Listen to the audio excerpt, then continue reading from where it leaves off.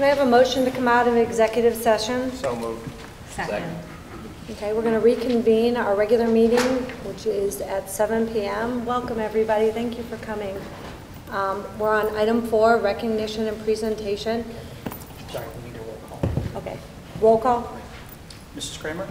Yes. Mr. Peterson? Yes. Mr. Ziegler? Yes. Mr. Dozen? Yes. Mrs. Mack?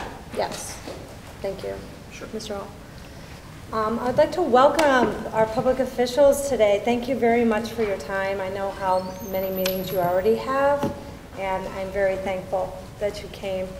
I'd like to welcome Mayor Ruby, Councilman Broski, Councilman Caruso, Councilman Pesci, Councilwoman Veras, Councilwoman Redinger, and Council President Mr. Harwood. And I'd also like to welcome from Broadview Heights, Councilwoman Monick. So thank you very much. I did contact Mayor Ally, and he is in Savannah, Georgia, and we did hear from Mr. Wolf as well, Councilman Wolf as well, and it's his son's birthday, so, and I did not hear from the other councilman from Broadview Heights. So moving forward, we have our construction update from TDA, item B. So if you're ready, come on up here. So this is going to be an update, correct, of where we're at with our planning. Thank you. The update will follow much the same format as we did about 10 weeks or so ago. We gave you the schematic design update where we showed you this is what the building looks like, this is the process, this is where we are in the step of the process, this is what the building looks like, and this is a rough estimate of cost.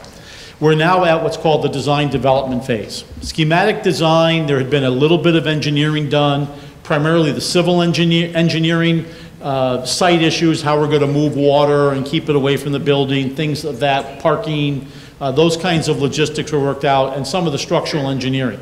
As we move into design development, the plan gets a lot more efficient, but we now bring on the mechanical, electrical, plumbing engineers to finish out a lot of the engineering, so we have a pretty good idea of what those systems are, where they're located in the building, and things of that ilk, for lack of a better phrase. So design development, we're approximately 2/3 to 3/4 of the way done with the design of the building. And when I say we, I am an attorney. I have nothing to do with the design of the building. These guys all do the real work. My job is just to kind of frame where we are as an owner's representative for the board. So we're at that point where we're ready to report back, show you what the building looks like now, where we are, budget, all those kinds of things. And the really important thing for the legislative entities, the board, and for council is we want to make sure we're on the right track, because if we make any large changes, it gets a lot more expensive and a lot riskier to make.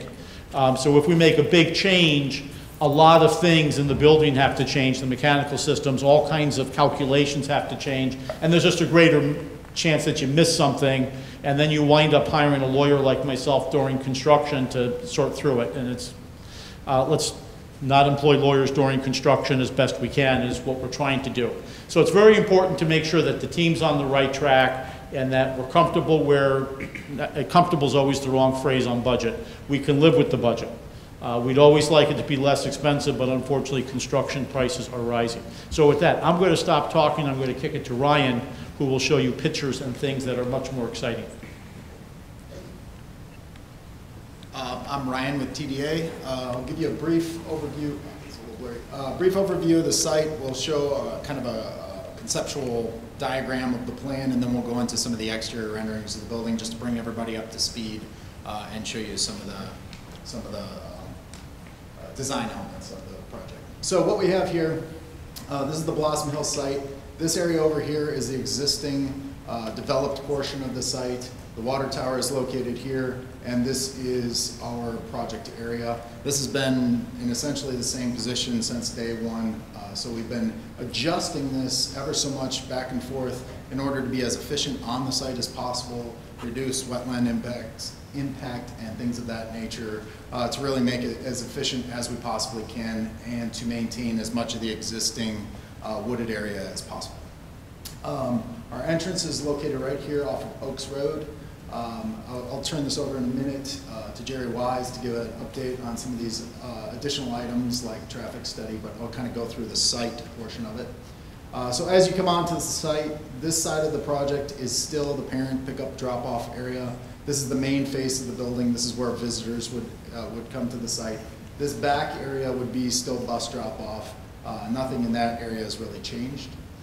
We do have this space out back, which we utilize during the day for playground and recess and outdoor gym class. The other additional item is just kind of this maintained connection between this existing portion of the site and our developed area over here. So with that being said, I will turn it over to Jerry Wise to give a brief update. Hi, I'm here for two purposes today. I'm to talk about the traffic, which the City of Brecksville did, and the wetlands permitting. As far as the traffic, we, in anticipation for the school, we hired a traffic consultant, and he performed the study. And basically, they studied all the streets around the school, including all the way out to 82, Brecksville Road, Broadview Road, Valley Parkway, Edgerton, and even Bar and some of the side roads. I think all in all there was close to 15, 16 intersections they studied. And again, just normal for any kind of development. Doesn't matter if it's a school or if it was any commercial, it would be the same kind of study that we have, that we would routinely see when developments turned in the city. What we've looked at was three main intersections were identified. Two of them are in Broadview Heights, which are already being addressed by the city. One is at Oaks and Broadview. The study suggested that there should be a turn lane there. Broadview Heights knew there should be a turn lane there. They've been on this for years. They have a plan in place and they're going to move forward with it already. The other one was Valley Parkway and Broadview Road, which required a traffic signal. And again, due to the Metro Parks Trail, traffic signal is already in the works. Metro Parks is going to be installing it. So then the primary intersection, of course, as anticipated, would be the entrance of the school. So Glenwood on the top, the very top, on the north end, Glenwood and Oaks. At that point, the requirement was to widen the road, add turn lanes, and then put in a traffic signal. Again, it was pretty predictable that we would have to do that, and then that is what it recommended. The last point in the traffic study was sidewalks. And sidewalks were actually not recommended by the study. I mean, they were not said that they couldn't put them in or anything. They just weren't a recommendation of the study. And that primarily is due to the school policy, where the school actually, they bus every student, no matter how far away they live. And then within the study area of the school, and the houses within the study area where the students are living within the radius that seems walkable, there is not really that many students. They're actually just outside of that radius. So for those reasons, there was no recommendation. As far as the wetlands, there are wetlands on the site. We knew there was wetlands on the site. So there's 2 permits that are required. And we knew this, so we went out, we hired a consultant last year, and we started doing things and pursuing, there's an Army Corps permit and an EPA permit that's both required. And again, this is standard to any kind of construction. So where we are as a status of them, the Army Corps permit, we've already submitted. It went out for public comment. There was no comments. The Army Corps has now deemed a public meeting is not necessary, and we're into permit review and negotiation of special conditions.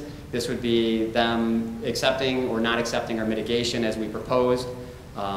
So we're in that process right now.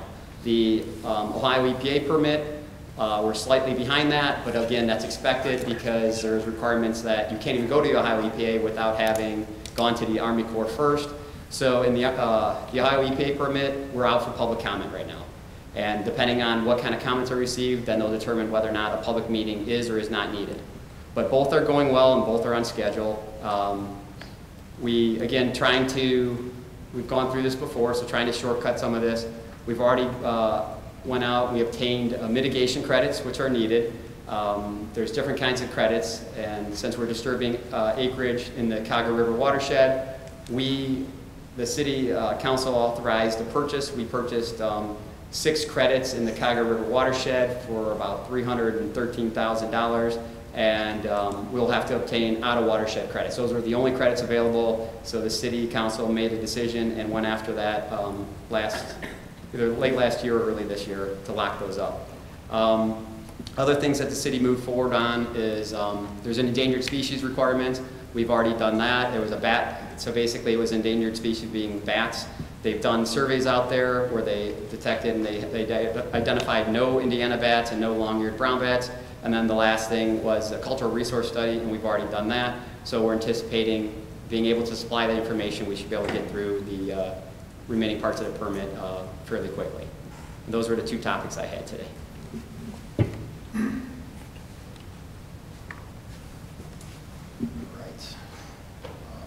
So here's just a diagram again of the buildings. Again, we're showing these as opposed to developed floor plans, and that's primarily just for safety and just to give clarification as to how the building generally lays out as opposed to getting into specifics. But what we ultimately have here is the central core is still the main entrance core. It is on the north end of the site. It has all your core academic spaces. So this is your cluster of classrooms from kindergarten all the way through 5th grade. The pre-K is located up at the north end of the site, and that's really to allow for separate pickup and drop-off. And then we have common space here and field house here. This common space would be a space that has dining and things of that nature, which could be shared by not only the school function, but also the city and field house function. And then obviously the field house portion is your gymnasium spaces and offices and storage that are associated with that. Second floor is located over here. That really reflects the same footprint as happening on the first floor for core academic. And I'll go through some slides of the exterior of the building.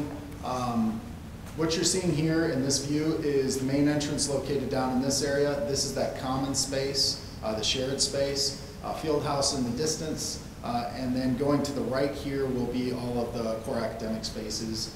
So again, nice covered entry piece. We're picking up on some wood tones, some stone materials, and some earthy tones on bricks and panels to kind of reflect the natural environment that we're going to be placing the building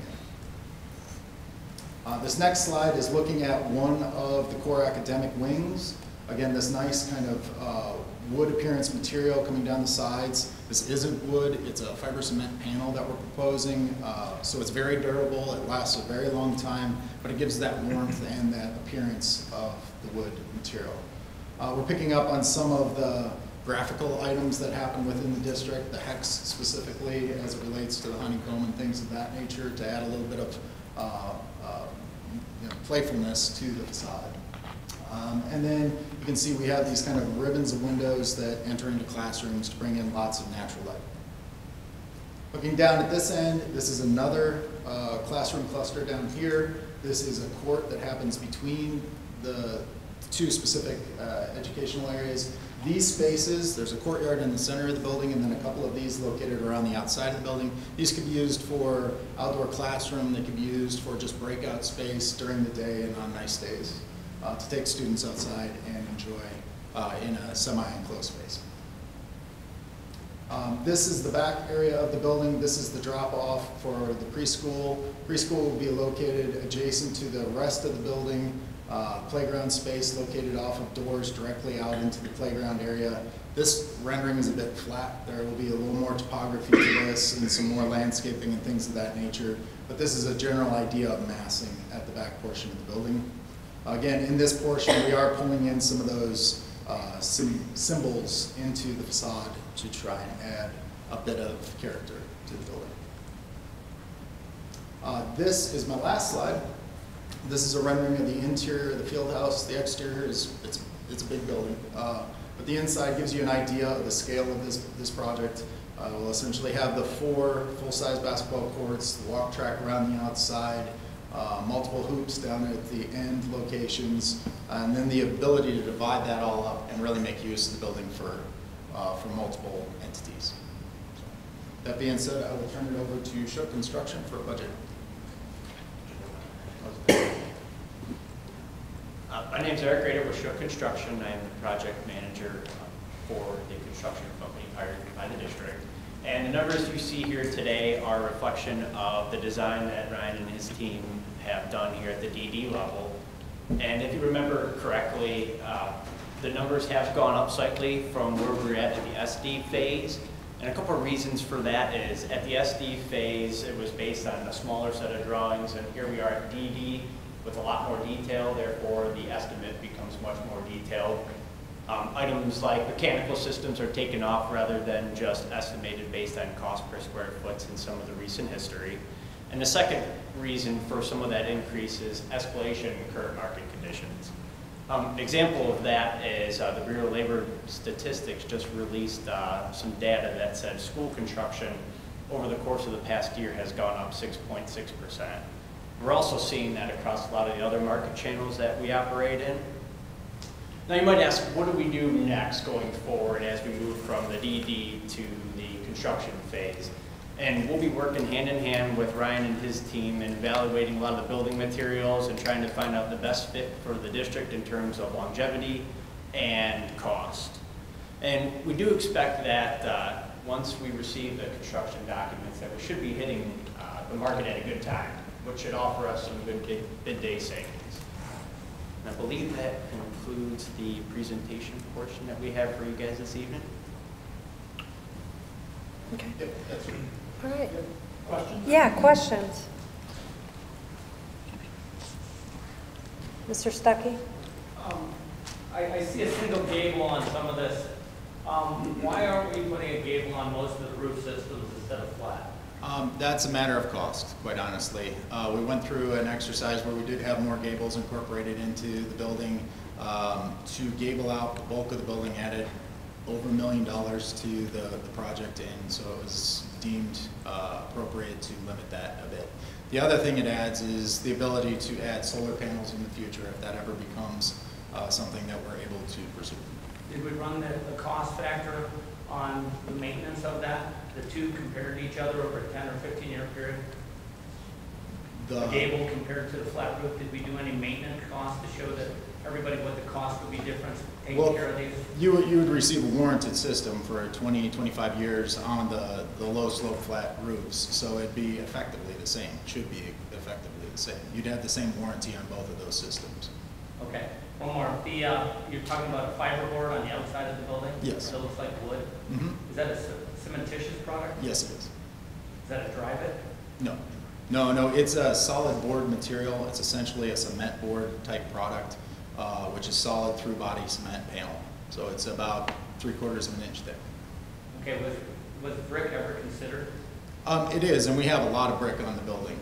This is just on the upper portions of some of the pieces of the building. So, and again, it's to kind of break up the facade and add a little bit of warmth and character to the building.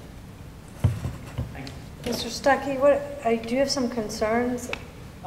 Yeah, I mean, the concrete board product we've used numerous times. It cracks, it fades. It comes out as a pre-painted. And we've gotten 5 to 10 year life out of some of it. But it's a concrete board. It's not a brick. If I was building a school and I wanted to make it so it lasted, I would build it out of brick as much as I could. And the big thing here is that when you're doing a structure and you're looking for facade, every time you have one product meeting another product on a building, and these gentlemen know, you have a problem, a possibility of water infiltrating, because you'll have a flashing system or you'll have something else that's set up to meet these different things meeting each other. So I am concerned because to make things look good is great, but every time you run one product into another product, you either have a caulk joint or you get a flashing that is always the weakest point. And so I know we all want it to look great, and when you ask these guys to make, to do these different surfaces, it just is a possible place for water to get in and there'd be problems. Same thing on the flat roof. The flat roof system has been around forever, and the problem with it is if you have a leak, try and find a leak, whether it's a ballast system or an unbalanced system or it's a membrane system, trying to find these leaks is a very difficult thing. And so, I love the look of the building. I love what you guys are doing. If it was up to me, I wouldn't cut gabled roofs and I wouldn't cut brick out of the building to make it might not be as flashy, but it will definitely be more durable, and that's my only concern. Okay. If I could address those two comments. The fiber cement panel we're talking about, it's not residential grade. This is a heavy commercial grade product. It's not what you might be used to seeing on any of the townhouses that are going in town. This is commercially driven. It's used on a lot of office buildings that are being built throughout the area. It's a very high-end, high-quality product. As far as the water infiltration item that you mentioned, that's very true. In this case, though, we're treating the exterior veneers of the building as a rain screen sort of material. So essentially, it's held off, and there's a drainage plenum behind it. If anything were to get into the wall, it would be able to drain through. The design is not intending for water to go back there, but there is that layer of protection that's built into the wall system.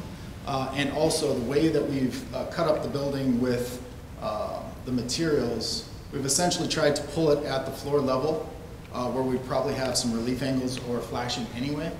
So we would have those flashing materials built into the project as is anyway. So we've been very conscious that's a very valid point of trying to make sure that those sorts of intersections happen in well thought out locations. And I understand about the concrete board because we've seen that on the wastewater treatment plant and a lot of other facilities like that.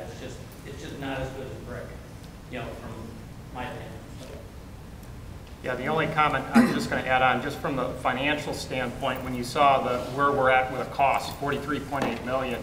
So just to kind of reground people, it was a $44.5 million bond, and originally it was supposed to be $39 million for the new school and $5.5 million for the middle school and the high school and a little bit for athletics.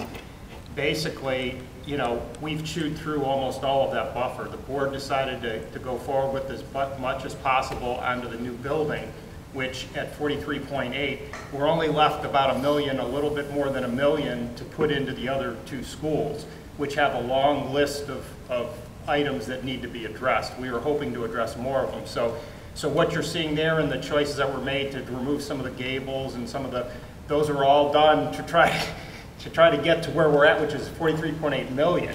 And so we only have a little bit more than $1 million left that is going to go into the other buildings. So the other buildings are going to need more work eventually too. So we are dealing with some very significant financial constraints right now with what we can do. Yes. So can you just walk through the total cost of $52.4 million?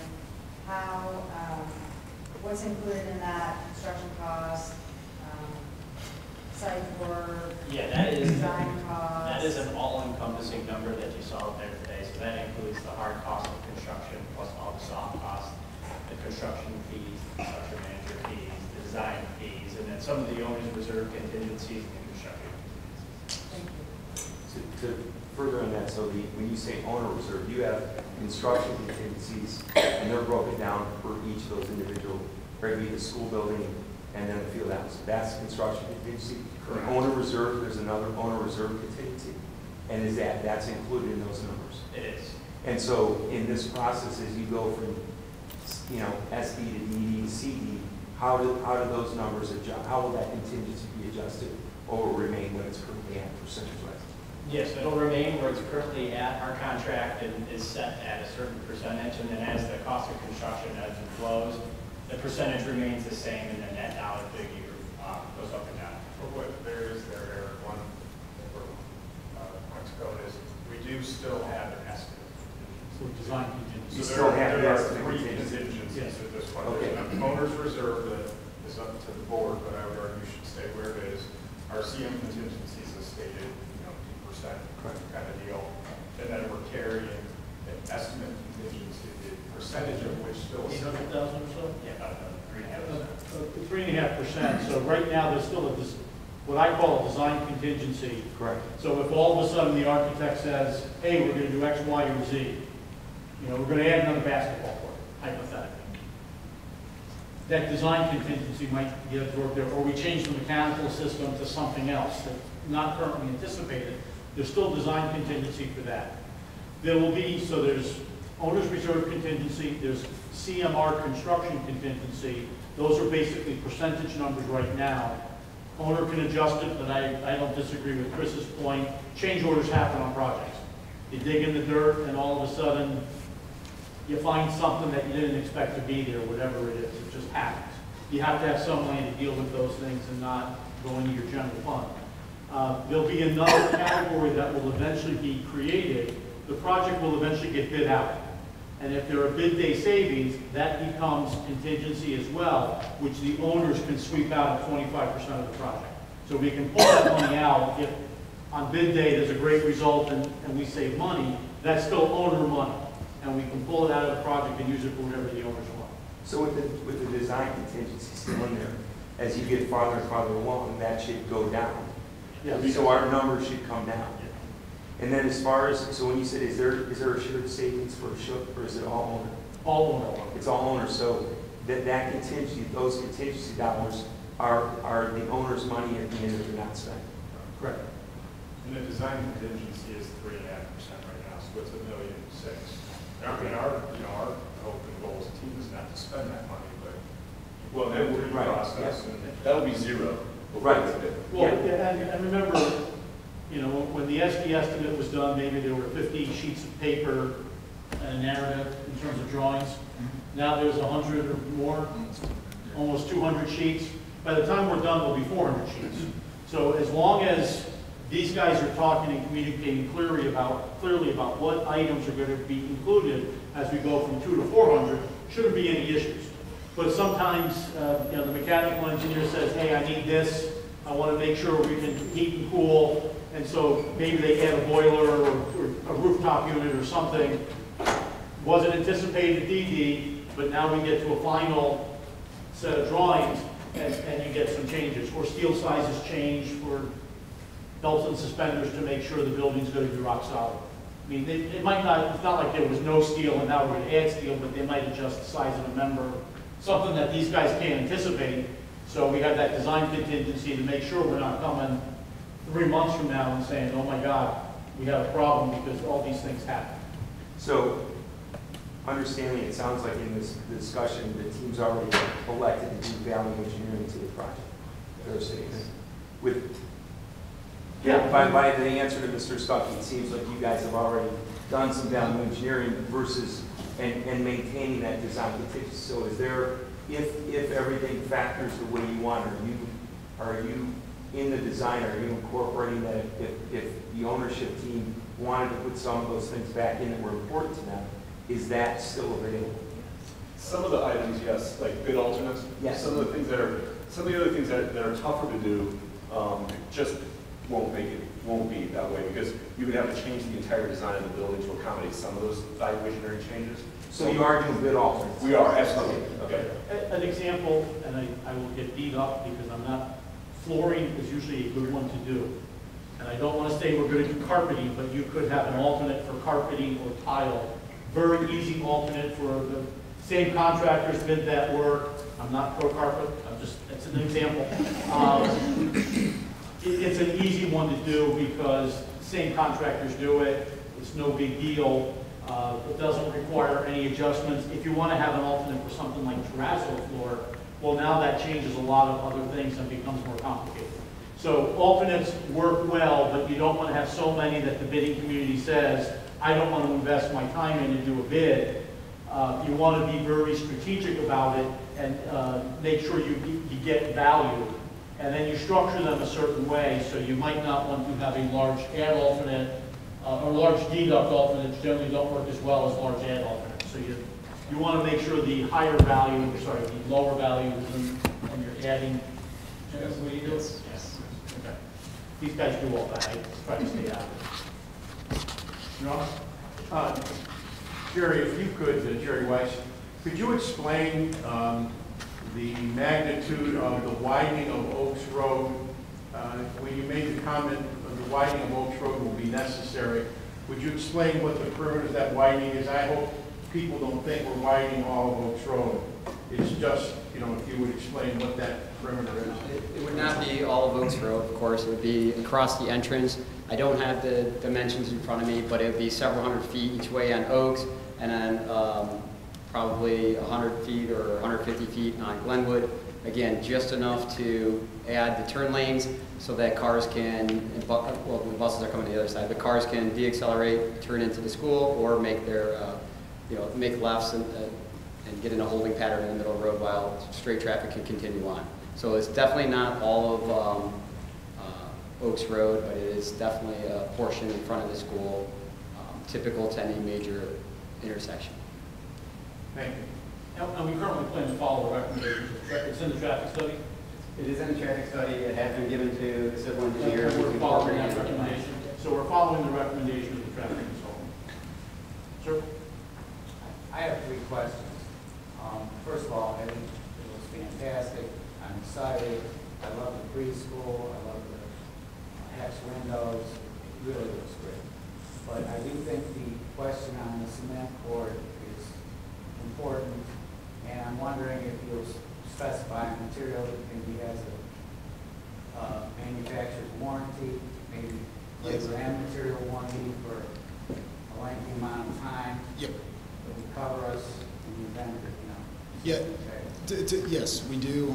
Most of the metal panels and fiber cement panels and things of that nature, they have a 15-year warranty roughly. Brick, as funny as it sounds, has no warranty on it. Everybody knows it lasts a really, really long time, but it doesn't have a warranty. So it's kind of hard to compare the warranties of those 2 things. But yes, it will have a material warranty, the finish warranty that will be built into whatever product. We're still exploring options for that, but that is kind of the leading candidate for that material right now. So. Okay, and then secondly, the traffic study, I understand 11 years old and under, you wouldn't necessarily want them walking to school. It is a distance to the nearest house or group of homes to this school. But did the traffic study consider the field house? Because those would be older children as well. And whether we would want sidewalks to accommodate older kids who might want to ride their bikes or walk. The traffic study was aware of both the field house and the school, and again, the primary design was based on the school being in the, in the peak development hours. I mean, as you're aware, I mean, we are working with the school on safe routes to school, and that is a program that we are looking at to possibly fund sidewalks. Council, you guys authorized us, or me, to get involved with working with the school and working with ODOT to go after funds for that. Again, the recommendation out of the traffic report is, as you're aware, I mean, everything traffic related requires warrants. If there's no purpose in the school busing every student, then that's why the suggestion comes up as it did. Okay. And then my final question is about solar panels. Somebody mentioned it. The time to plan for that will be now. If you're talking about solar panels on the flat roofs, you would want to flash in a racking system as the roof goes down. And also you want to install solar panels when the roof is rather new, so that you don't have to move them all when you go to re-roof. And it's nice to have those stanchions flashed in. I wonder if that was considered.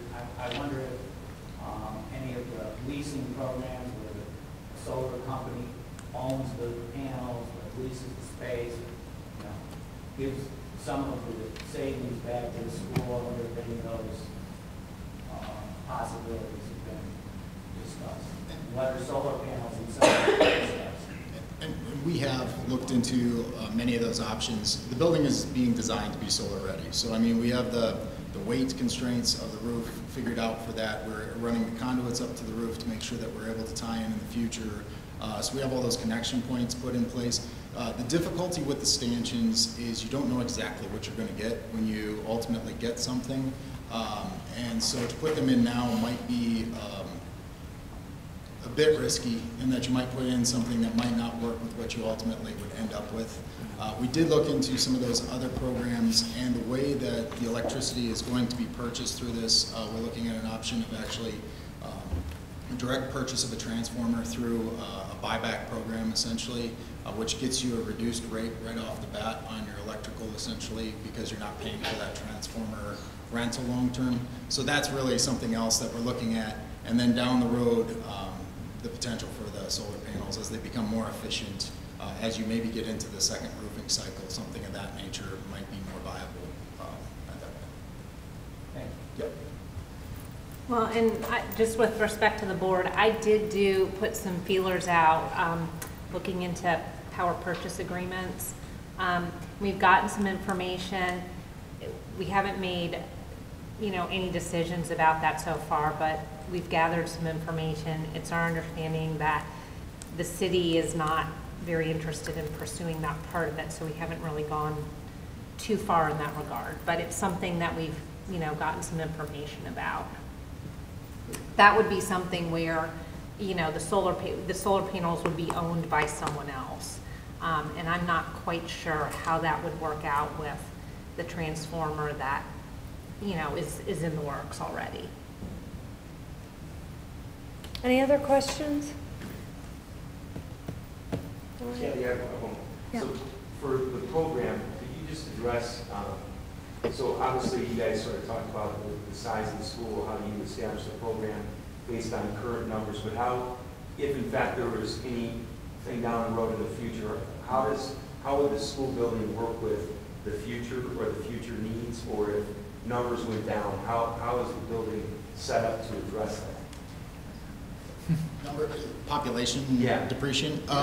Basically, you pick up extra space. I mean, there's always the ability to house people. I mean, a bigger room for special education, more extended programs, things of that nature.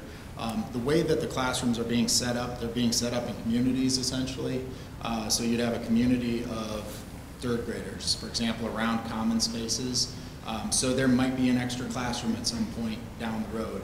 That wouldn't be a bad thing, because you'd be able to throw in like a STEM program or something of that nature as a supplemental program in that area, and then maybe you have a little bit of an uptick in population. You'd have that flexibility to go back in that. We have some built-in extra classrooms as well, and then there are a couple of spaces that are common spaces that could be sectioned off if you needed to ultimately make them into a classroom, or they could be used as is, as more of an open classroom style. So there are a few options as to how to address those sorts of things. Thank you. Yeah. What is the capacity of the preschool and the elementary school? Preschool is 60. The elementary school, as designed, is around 1,500 plus. So you could ultimately, realistically, if you maxed out, it's quite a bit more than that, but we've been using that 1,500 as our number. As an educational number, not like fire department, maximum occupancy. The maximum occupancy would be much higher. Considerably higher than that, several consistent thousand. with various student-teacher ratios that the board has embraced as we were going through the SD. And I forget the numbers, I think it's 20 to 1, going up to 23 to 1, or 25 to 1 in the fourth grade? 25. So it's set by those rough student-teacher ratio numbers, lower in the earliest grades, rising a little bit as you go through. But you could put 30 students, and again, not saying we're putting 30, but you could easily put 30 students in a classroom and be consistent with fire code. Just to add something, in educational design, we talk about student population as a population for the building, but it's very important that everybody understands that 1,500 students and 1,500, how many for pre-K? 60. So 1,560 students means that there are students at the student-teacher ratio right now only in the academic core classrooms. The rest of the entire building's empty. So the entire field house, all the cafeterias, the art rooms, the music rooms, the special education rooms, all of those have nobody in them.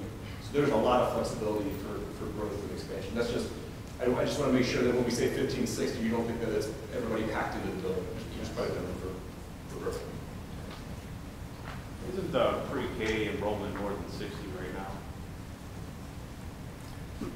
But just a comment too on the pre-K, so the separate pre-K wing has a maximum capacity of 60, but the district is not obligated by state law to provide preschool.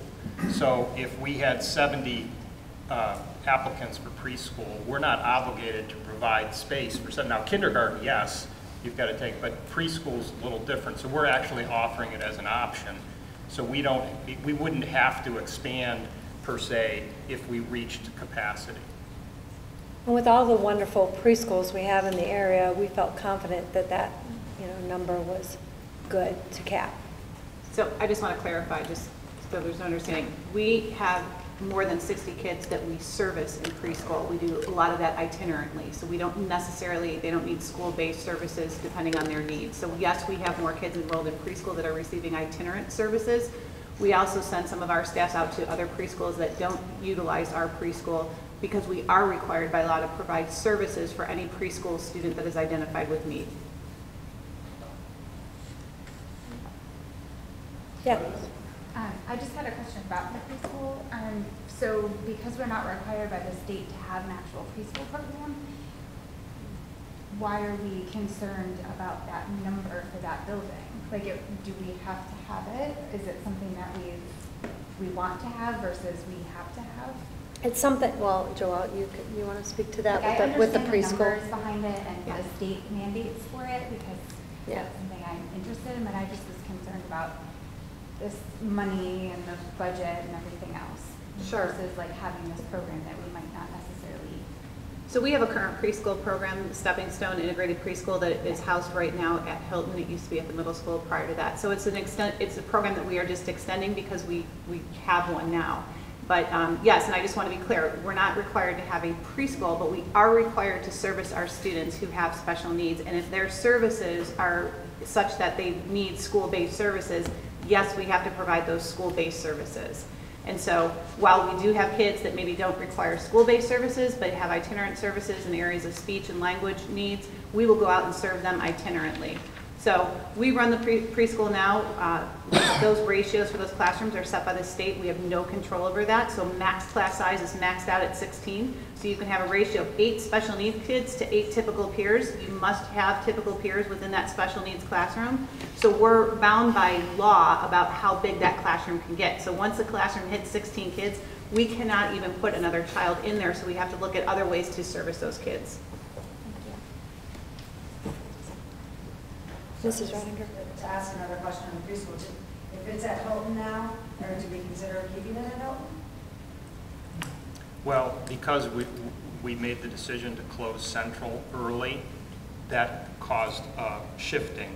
So because 4th graders were going back to the elementaries and 5th graders going up to the middle school, we needed the space at Hilton that the preschool was using because we're putting the 4th grade back there. So that necessitated the movement of preschool, which is going to Blossom. Right, but my question was, once the building is done, does preschool have to be at the new building? Because go back to Hilton. Well, so the board hasn't made any decision on what we're doing with the 3 elementaries. Originally in the bond issue and what was conveyed to the community was that there was a $1 million basically carve out of the $44.5 million that would be used to demolition the 3 elementaries. But the board hasn't taken any action on that. So whether or not Hilton remains as a building or something else is yet to be determined. What we did look at, and just to remind everybody, because we're moving the preschool to Blossom and leasing space from the city to move it up at Blossom, there was an option to remove the preschool wing from the new building and just leave the preschool at the old building up at Blossom. And we talked about that, and the board decided to not do that. And actually, that was one of the options that was looked at in value engineering, but the cost savings wasn't as much as it was first perceived. So the decision was just leave it on the new building. Anything else?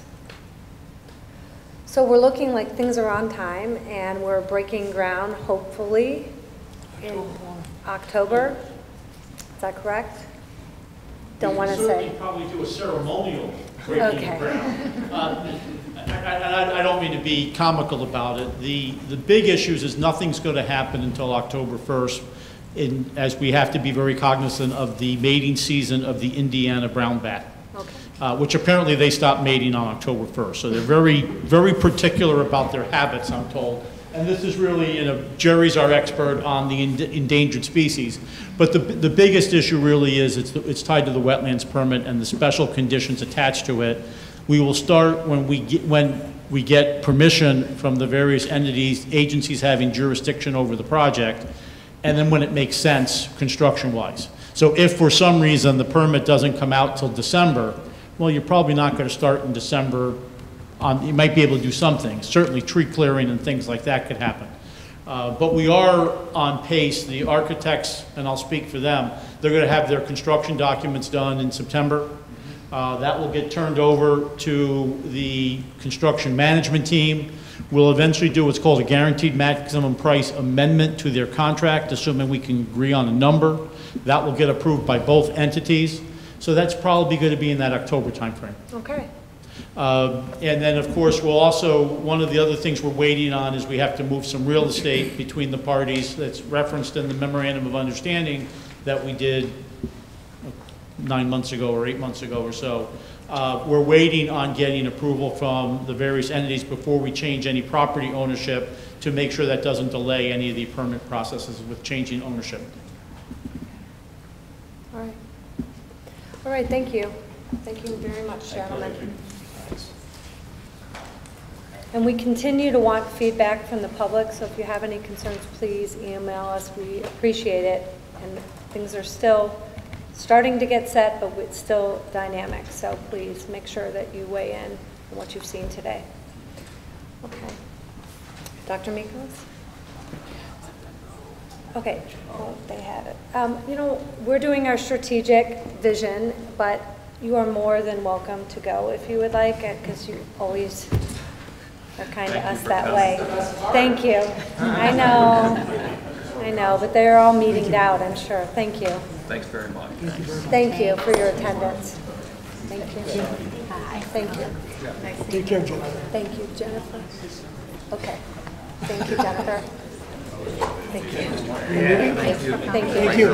You see my text? Thanks for coming. Thanks for yes, thank you. Thank you very much. I cleaned them out. Thank you. Thank you. Thank you. See you, Matt. Bye. Thank you.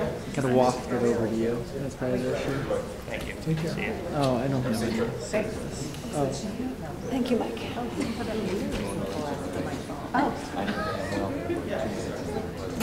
You know, get up and leave. I know, right? Okay. Okay. So we're going to move forward with item C. Dr. Miklos, our strategic plan. Yeah, all ready? Okay. So, hi everybody. Mike Slider and Suzanne Miklos from OE Strategies right down the road. We've been working with the district on updating your strategic plan, and this is an update. We wanted to start by thanking the board, of course, for the opportunity to work on the strategic plan, thanking everybody in the community who was involved in the strategic plan. You know, we often work in organizations and working with districts, especially local districts, is kind of hard work for us, right? We really just love to do this type of work. We have kids, right? I have a new kid on the way. We had the ultrasound yesterday, the first one, so that's pretty exciting. And it really highlights how important the work that everyone in the district does is for all of our students. And working with the folks in the district, seeing the passion that people have about the education, about the well-being, has been really, really inspiring. What I love about working with this district, with the strategic planning piece, is that you can become complacent when you're successful. You have that historic success, the budgeting is good. But you know what I've seen in this plan is that you want to push, right? You want to push, you want to innovate, you want to change, and you want to challenge. And you're going to see that come up in this update of the strategic plan. You're going to see a lot of the historical strengths lifted up in the strategic plan. And so what we're going to do over the next few minutes, go over a little bit of the process, talk about what that plan is shaping up to be, and then talk a little bit about next steps and open it up for questions.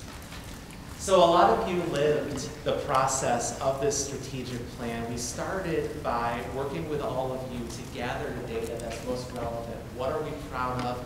What do we need to know about the district? What do we need to know about the environment to help us inform what this plan is going to look like?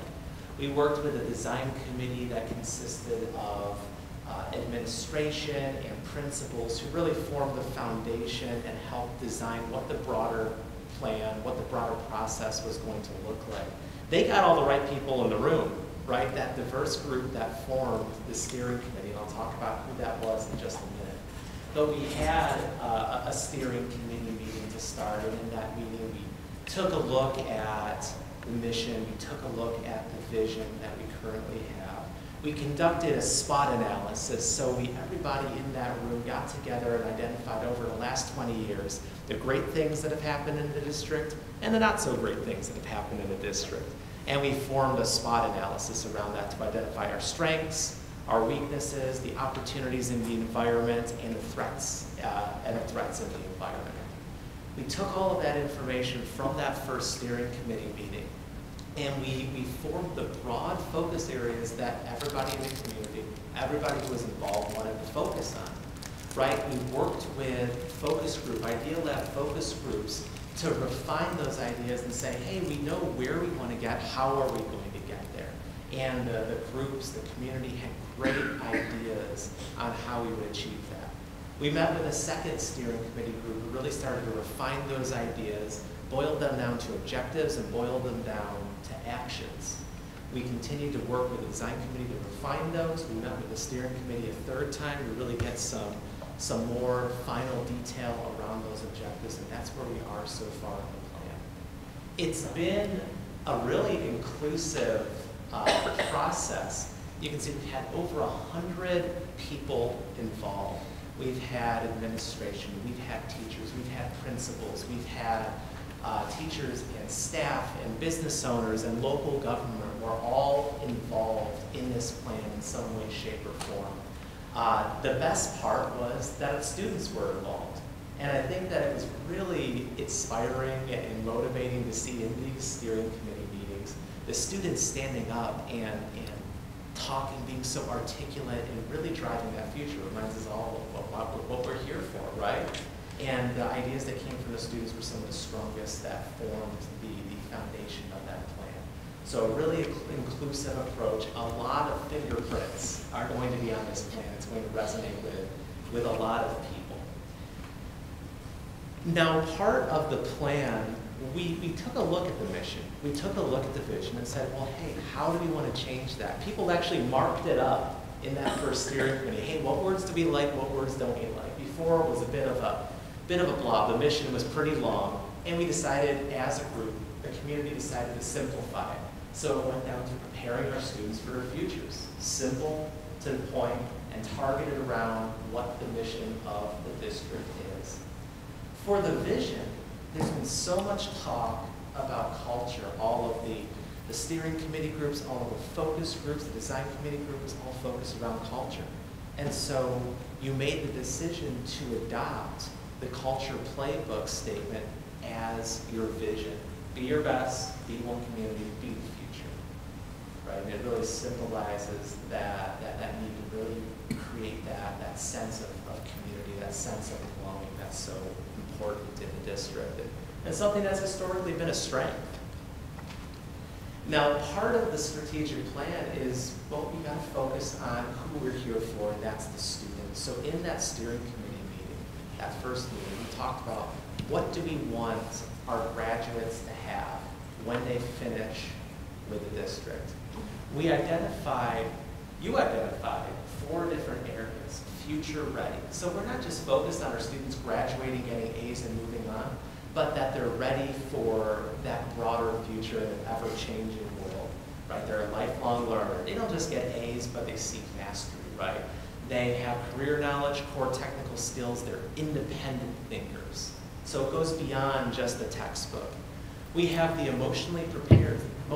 Some of the biggest conversations, some of the best conversations that happen in those steering committee meetings in the focus groups revolved around the mental well-being of the students. We know that the world's a lot different than it used to be. We know that the job of a school district is much bigger than it used to be, right? And we're recognizing that with this portion of graduate. We want our students to come out of school being resilient, feeling like they have the skills they need to cope emotionally, the skills that they need to thrive emotionally. We have the self-reliant piece. So we like to term this in the focus groups and the steering committees as adulting, right? Having those ability to do the basic life skills that you need to when you become an adult, join the world, right? Can you balance a checkbook? Can you change a tire? Can you mow the lawn? But it goes beyond that, having the broad life skills you need to succeed. And then the last piece is globally responsible. That's something that this district does extraordinarily well. The last board meeting we were at, students were talking about environmental projects that they were doing, building beehives and creating recycling programs within the district. Something you do well, strength you continue to build off, and getting the students to have that mindset when they leave the district. So this portrait of a graduate, really we kept redirecting our attention to the portrait of a graduate while we were designing the strategic plan. Right? Okay, this is an action we can potentially take. How does it relate to the portrait of a graduate? How does it relate to what we want to give our students? Suzanne, you're going to take us through the strategic areas. And so as all the work came to a culmination, of course you need to organize it, and to the extent that prepared students, of course, and when we're talking about graduation and learning and preparedness, we're talking all along the continuum. So when my child goes from kindergarten into the elementary school or into that, 8th grade year, which is a big transition for mine, they're ready because of what they've had in the past for that next step.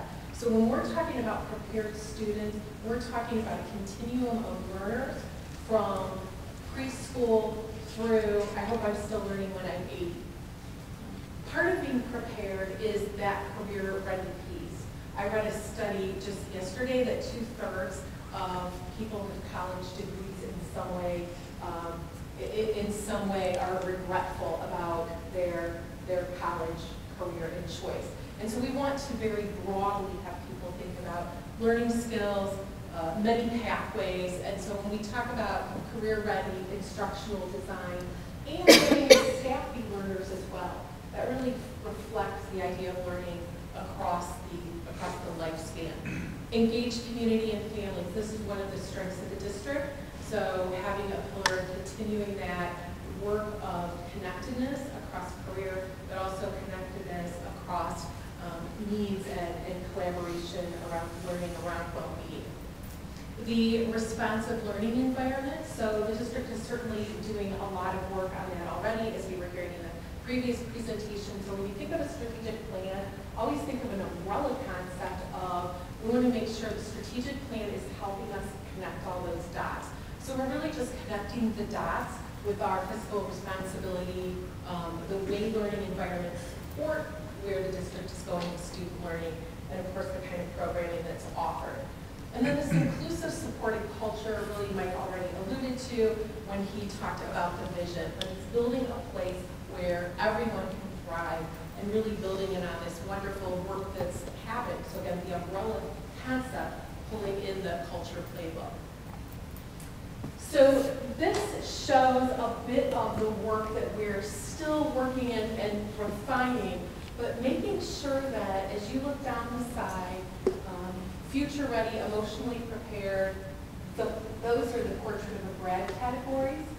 And then as we look at every objective and action, how are those supported? So as we look at that prepared student set of actions, making sure that we understand that prepared students, they support future ready because of the way we're designing learning experiences to support mastery and ongoing learning, again, at every level throughout our school career and adult career. Emotionally prepared, creating learning experiences that help people feel successful and understand all of their choices and actions. So hopefully they're not, 2/3 of them will not be regretful of their choices because they're going to get lots of exposure. The prepared students relates to self-reliant because all of the independent thinking and team kinds of education and educational design supports the self-reliant independent thinking. And then finally, when we talk about global responsibility, as students work through projects or real-world problems, they have an opportunity through personalized and their evidence-based education to be able to become that citizen because of the way that they're doing work. So I'm not going to go through each one of these, but I really wanted to share the concept and the work that everybody's doing to ensure that as we create this umbrella, all of these pieces dovetail and support. And then I'm just going to go through the broad objectives. So to give you a picture, each of the 4 strategic areas has a set of broad objectives. The steering committee in their last 2 meetings, their last meeting in particular, really refined the action items. So what is the action item? How do we think that we want to measure our success? What resources do we think we need? There's a lot of work that's gone into those initial set of actions.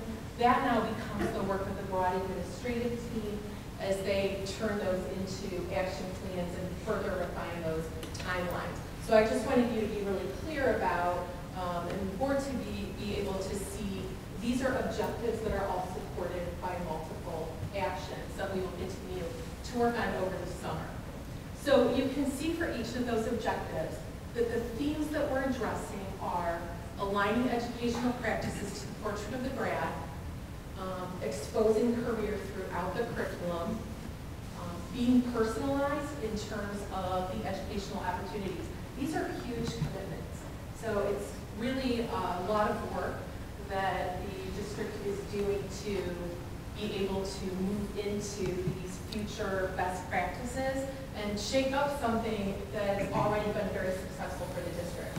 So when we say the plan is bold and the plan is brave, those are the kinds of pieces that we need. And then if we're going to be a community of learners, you cannot forget all of the staff.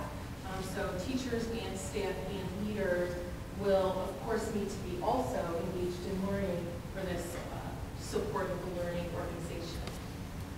Engage community and families, so the coordination, the collaboration, leveraging all the relationships that are in the community, and also helping those beneficial partnerships really think about how are we giving to the community as a district, how are our students out engaged and involved, and how is the community seeing its clear opportunities to support. One of the really cool things that happened in some of the meetings where people were starting to sign up, even though there's not a task force yet, to ask how they could help. So we already have a list of names and numbers as you get through the final piece. For a responsive learning environment, it's really focusing on and supporting the fiscal responsibility, of course, so again, umbrella time into other work that you're doing. Making sure that there's opportunities for all students to be involved in extracurriculars and engaging programs. So one of the pieces that the district community members and even the students talked about are, in order to make this fully inclusive, to be able to look at what will attract and support all students to want to be in some way involved. And then the culture piece, really focusing on living a culture playbook and rolling out what that means at each grade level, each building, providing that support, linking it to the mental health pieces, and expanding service opportunities, because we know that when we give and we feel like we're valuable, that that supports well-being as well. So this is also a very cool and innovative component of your plan that's intended to support the whole child, to support people's well-being and allow them to thrive throughout.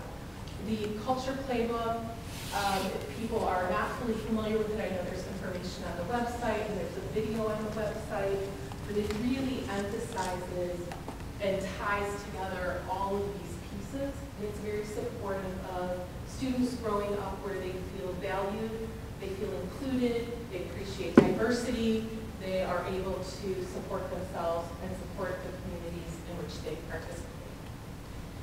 And so in terms of what's next, we're at the place with this update that the portrait of the grad, the 4 areas have lots of hands and eyes and engagement in them. The work now of all of those individual action plans is coming back into the larger administrative team so that they can really put into timeline and specifics how they're shaping and organizing those. And so as that work continues, we would then be back before the board with a completed plan with all of those details for your approval. Okay. Okay. Questions? Well, I have a comment on one. If you don't mind, Mrs. Kramer. Sure. So the strategic objectives, preparing students. In my studies, we talked about what the initial intention was of public education, which, it was supposed to be very individualized, and for a child to follow what, they wanted to do with life, and the education is supposed to be supportive of that.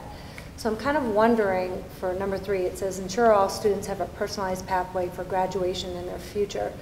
It's more like, I feel like, a personalized pathway for their educational plan. I mean, graduation, of course, is the objective, but just seeing some of the things I've seen happen in the last couple of years, and us trying to make CVCC, which is our vocational education school, more relevant, I feel like that idea of, what's good for you, I want to see a little bit more of that, like what's good, yeah, and getting back to not one size fits all, and us teaching to the test, where it's something very personal for you, and what you want out of this education.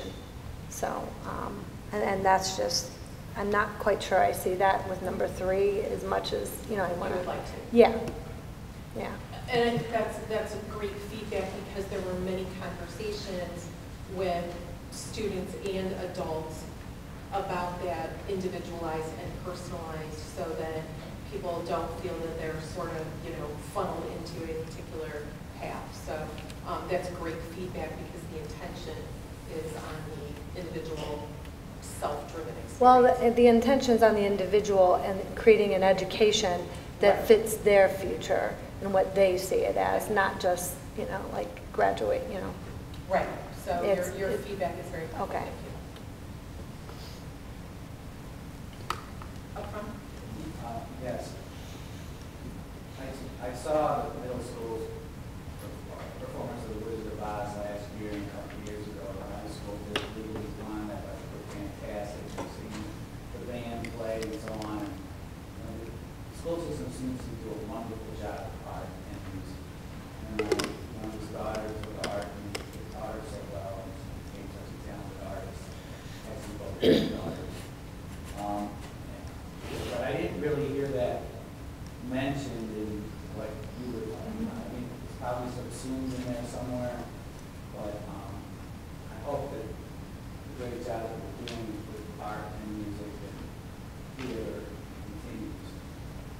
Thank you for that. So, and the formal SWAT, the strength part of that, certainly those kinds of programs came up. And they are also, so they play in the actions in 2 ways. One is that providing students a holistic opportunity for self-expression. So having programming, whether it's arts, sports, other activities that, I noticed hanging on the wall that can engage students is an important piece. But also, as a community member, these are certainly points of pride and delight, right, to be able to participate and see that work. So thank you. I actually have several questions for them. We have three questions.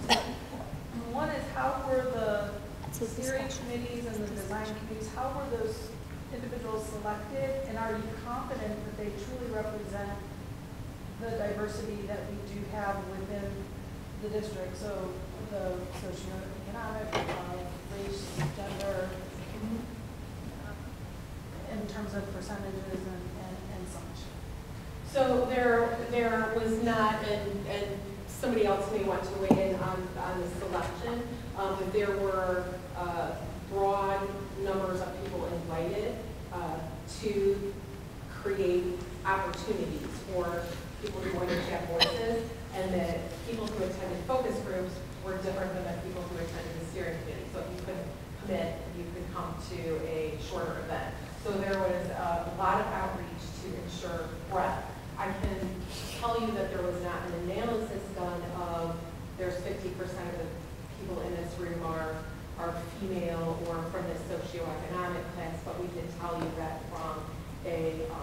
student perspective, that there was a lot of care taken, and actually I met with the board in November, and that was one of their very clear directions for this process, was to make sure that students, families, in particular, did not just represent a certain group of students. So you don't want to just invite your honorable student council members. They took a lot of care to ensure that students were selected sort of across the continuum of interest and what type of student background. And I guess I would like to see more of the breakdown for the community member involvement, and that possibly if that is available, I don't know if we can get that. Is there, I don't understand. she would like a list of who is involved in this. Oh, you want like names and addresses? I guess I would feel more confident knowing that it was a diverse representation of like neighborhoods and families across the district, age, gender, race, that it was a representative group of the families that are in the community. So Mrs. Myliner, we definitely gave that marching order. We did not, as a board, look at the list and see the list. I mean, we'll be honest with you, but we were very clear, and I can tell you I was specifically clear that I did not want to see the same faces that we always see. We wanted it to be more heterogeneous. But, I mean, that seems like a reasonable request. I mean, well, we do have to, but the insurance, at least for the board to look at the list and make sure that it was. You're going to get the addresses and you're going to know each of these people. I could look at the... You probably have their information. We can look at the list. We haven't looked at the list. That's reasonable to me. Yeah. Okay? Okay. Okay. Yeah. I also, as a parent too of students in the district, an element that seems to be missing in all of this to me is one about diversity and respect for diversity and equity. And I guess I would like to see that called out more. And maybe it is embedded in deeper into some of the elements, but I feel like that should be at the forefront. So I wanted to make that comment. Thank you. Under, and somebody will have to correct me, under B1 community, there is one of the cultural, the actual first one is about respect, and that particularly calls out diversity in all forms and valuing diversity for its own sake, but also for enriching decision-making, problem-solving, learning, and sort of a capturing phrase in that is that all voices are heard, all voices are important. Someone can correct me on the specifics. And that's why I think it's so important that the district made an entire strategic area be about that culture playbook. But I appreciate all these comments because they tell us what we need to make sure is really prominent and clear as we finalize our actions. So thank you. My last question is about how target metrics will be set. How will you know if you achieved the different elements in there? Will those be set by the administrative team, and then will those be made public as well? So yes and yes, however, there's input, and there's another chart, which I was not going to bore people with, and it's hard to read. But there is another chart that looks at prepared students with prepared students engaged. So it has a diagonal down it that captures, if we're looking at prepared students, what are the key metrics that came out of the steering committee and focus groups. So they're not specifically written as goals yet. So it doesn't just say we will achieve 90% of this. But the will of the people who participated is very clear in the measurement approach. And then the work of the district that I've seen to be really an ongoing effort for the first year in every district I've worked in, because now we're starting to measure the things that really matter, not just things that are easily available. And so how we pull the data, where we get the data, how often we get the data, that's the work that they have to do. But they've been given very good and clear input about the sort of concept or content of the measure. So thank you for asking that, because that was something we didn't go into.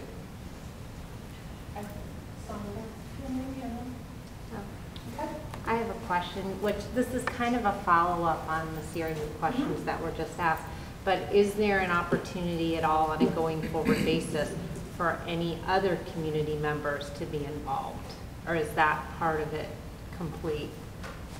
So I will provide my answer and then if somebody else on the team.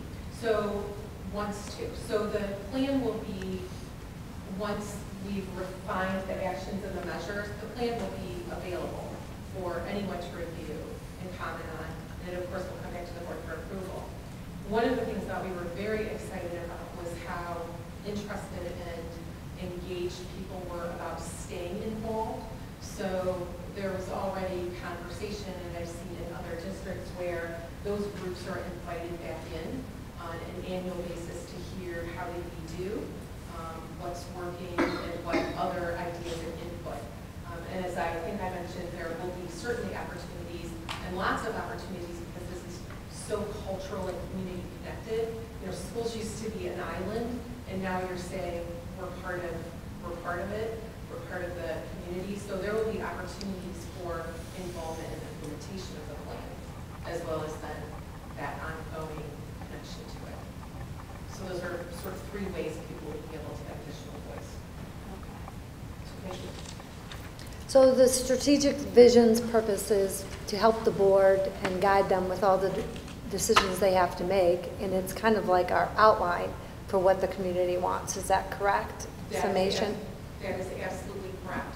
Okay. So as you have your final plan document and work with it over the summer, you will be able to say, this provides us a decision-making tool. It provides us a tool to discuss how, as we look at progress, each piece is affecting the portrait of the graduate, but each piece is affecting each other as well. And it also gives you a way to assess how the district is progressing as these metrics that you'll have starting at baseline continue to refine. Then I would recommend to the board that you take a very active role in how those metrics get refined and reported. Absolutely. Thank you. Any other input? We usually have people provide their name and their address when they speak, and you didn't do that, and you had some I'm really... sorry. It was Tracy Mylander, 4862 Westminster. Thanks. Thank you. I apologize. I know her already, so. Well, I think that comes in Thank you. The official public hearing. It does. Part. This is really more of a conversation. Mrs. Mylander, we'll make sure you're involved. I mean, you bring a lot to the table. I know a lot of people in here don't know the background, but you bring a lot, so we'll make sure. Thank you very much. Okay, thank you. Excellent. Yeah. Appreciate it. And again, thank you. We very much enjoyed the work with the district and look forward to wrapping it up. Thank you. All right, do we need to take a brief intermission?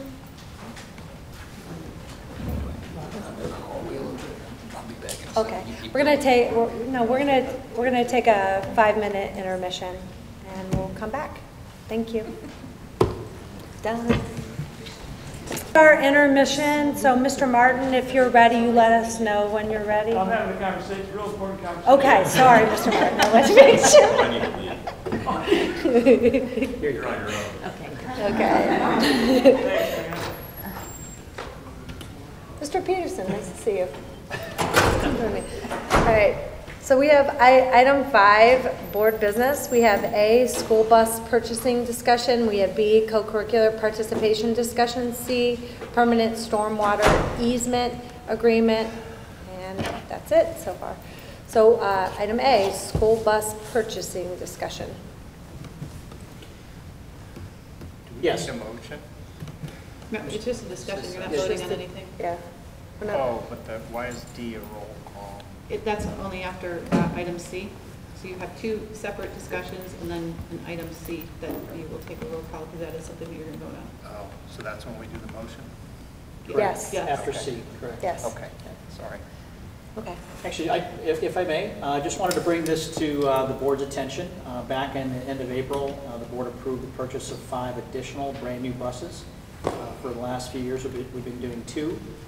And so out of that discussion, what I promised to the board is to just to offer some options. Mr. Code and I have been working very closely on these options. One happens to be a bus lease purchase as opposed to cash. We could basically do it a couple different ways.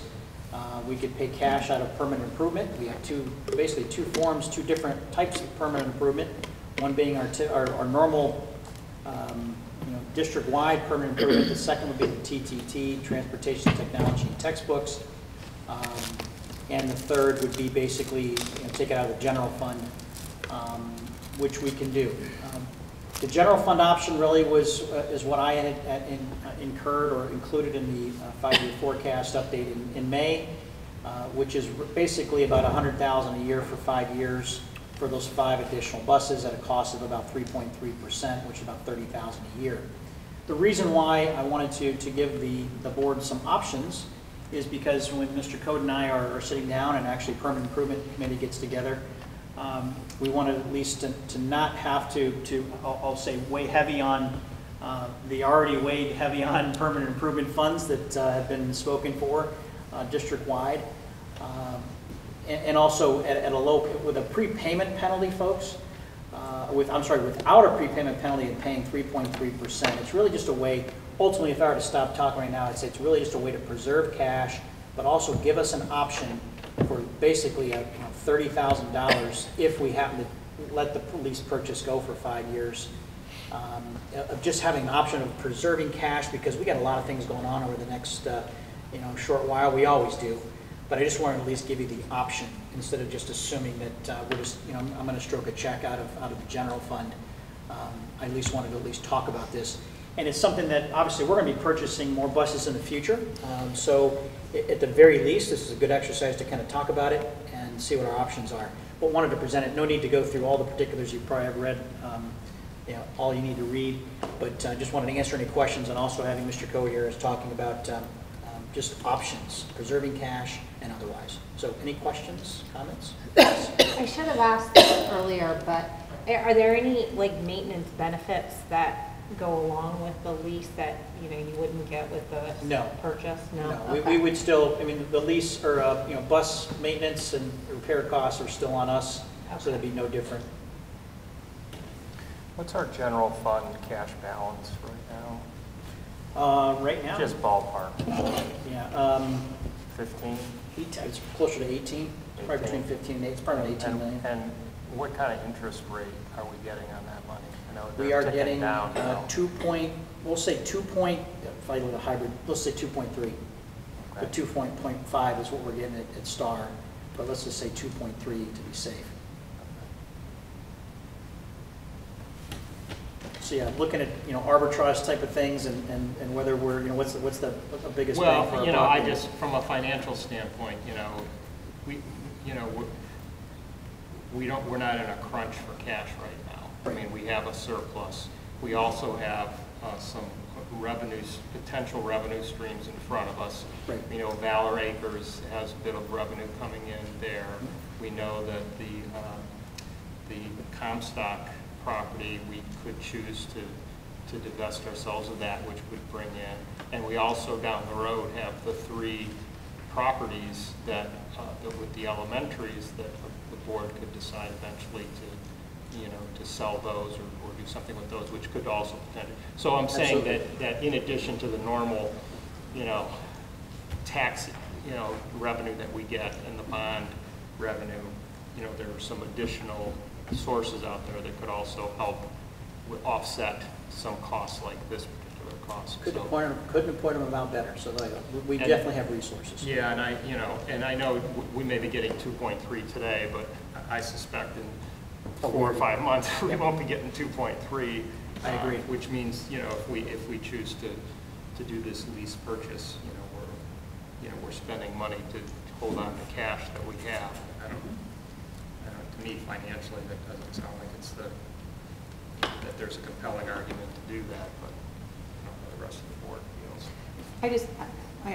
Chris, if I may direct a question to you, and I apologize because we haven't talked about this, but or Jeff, you might be able to jump in. With a lease purchase option, what is the risk at lease? So if we're leasing it you know, just like you would lease a car and something happens to it or there's damage done to it, you know, is there an extra added cost then at the end for that term that we're actually leasing the bus, and what is our liability with leasing, just because it's something we've never done as a district before, of leased anything to purchase? So is there any additional liability risk to doing it in that model? No, Well, there is not. Yeah, I don't believe so. However, Joel, it's a valid point to be looked at. Huntington, who we've asked, that's who's been managing the bulk of our bond funds. That's who I would recommend if we go this route. Their documents, which actually will be reviewed, have to be reviewed by an attorney. That'll be part of hey, that's the first question I'd ask, is from a liability perspective. So that's all part of that. I think the lease purchase would, you know, what would make it more compelling is if we had, and I know we have projected enrollment decline, but if we had solid enrollment decline and we thought 3 or 4 years out from now we don't need that many buses, and when we don't purchase it, we just lease it, you know, it would seem to make more sense in that type of a scenario. But since we know that in a few years, when we move to the new school, we're going to need more buses because of the new configuration, it doesn't really seem like that's something that we would enter into a lease only to decide not to purchase. Yeah, I think we should lease. There's no prepayment penalty. Hold the money now. We're building a school. We have PI fund issues already. And to me, stretching our cash out makes a lot more sense. And when the time comes that we think we have enough, we can pay them off. There's no penalty for it. That makes sense to me. And it honestly, Mark, very valid points. I absolutely agree, because we'll revisit this again when we look at the next 5 potentially. But if I look at the annual cost, you know, put my banker hat on, with no prepayment, it's not as bad as, I mean, again, I agree. Hey, we're still paying interest, right? I mean, I'm also in that field too. Why should I pay somebody interest if I don't necessarily have to? Again, that just may be one of the arguments. But as I look at stretching this out over the next couple of years, 30,000 total is still, I look at that more as an opportunity cost to preserve cash just in case. But again, that's the first thing I think about is, you know, the TIF money and all the other resources. And we are very fortunate to have some very strong cash balances at this point. So yeah, it's hard to argue against that as well. So, but that's why I wanted to bring it to the board's attention, because I did not want to just make that decision in a vacuum and not knowing what your thoughts were. So it sounds like 2 people want to pursue it so far, right? The lease purchase. Lease purchase. Mr. Code, is there anything that you can think of that would make us not want to pursue that avenue? No, I think Jeff's explanation has been very solid. Okay. And Ellen, you had a good question of the day is, you know, what is it without the prepayment penalty? And actually that's where, you know, 15 basis points was the difference. So we're still, you know, we're not talking like a lot of money, but it was a great question just to kind of say, hey, what is the other option without the prepayment or with the prepayment? I thought this was the best option if we decide to do that. So Mark, what are your thoughts? You want in? I don't want to give away taxpayer money. That's what we're doing. That's my opinion. I know everybody's got their own choice, but you know, we're paying 3.3% interest. We're getting 2.3 on the cash sitting in the bank. We're already down 1%, and that gap's going to grow. I mean, interest rates are clearly going to start ticking down even more. So you know, this becomes even more costly when you compare, you know, what you're getting on your money. So if we were in a cash bind, it would be a different situation. But we're far from a cash bind. I mean, we have a solid surplus of funds. We can afford this right now. So, you know, I mean, take a look at it from your personal standpoint. You know, if you had the money if you had a capital expenditure like a car you were going to purchase and you had the money available, you know, why borrow if you can, you know, if you have the money available? It's just, to me, financially, it makes more sense. What? To hang on to your money. For That's what? why people leave. Well, to stay liquid. Well, that's why you leave. Ellen, what are your thoughts? I actually agree with Mark. Shockingly. I've never had leases work out for me. I really don't. It always seems good, so I sit with these. Okay. So I'd rather purchase it. Great. Do we need to take a vote? No. No, there's a vote after our discussion on all of these. You've already approved the purchase of the bus. You don't need to approve how to purchase them. Yeah, this is just direction. Yeah, That's Yeah. just direction. Well, thank you for Great. exploring that. All right, well, no, Thank you. thanks for the discussion. I really appreciate it. Thank you. And this, again, may It's a lay some creative- groundwork for the future, too. just Well, so it is, you and never it's a know. creative solution, and it's Absolutely. something that we now know is an option that I don't believe in the 9 years I've been on the board that we've ever talked about, so thank you. Well, we're going to need more buses down the road, so it's good to have that in mind as an option. Absolutely. So we move on to item B, co-curricular participation discussion.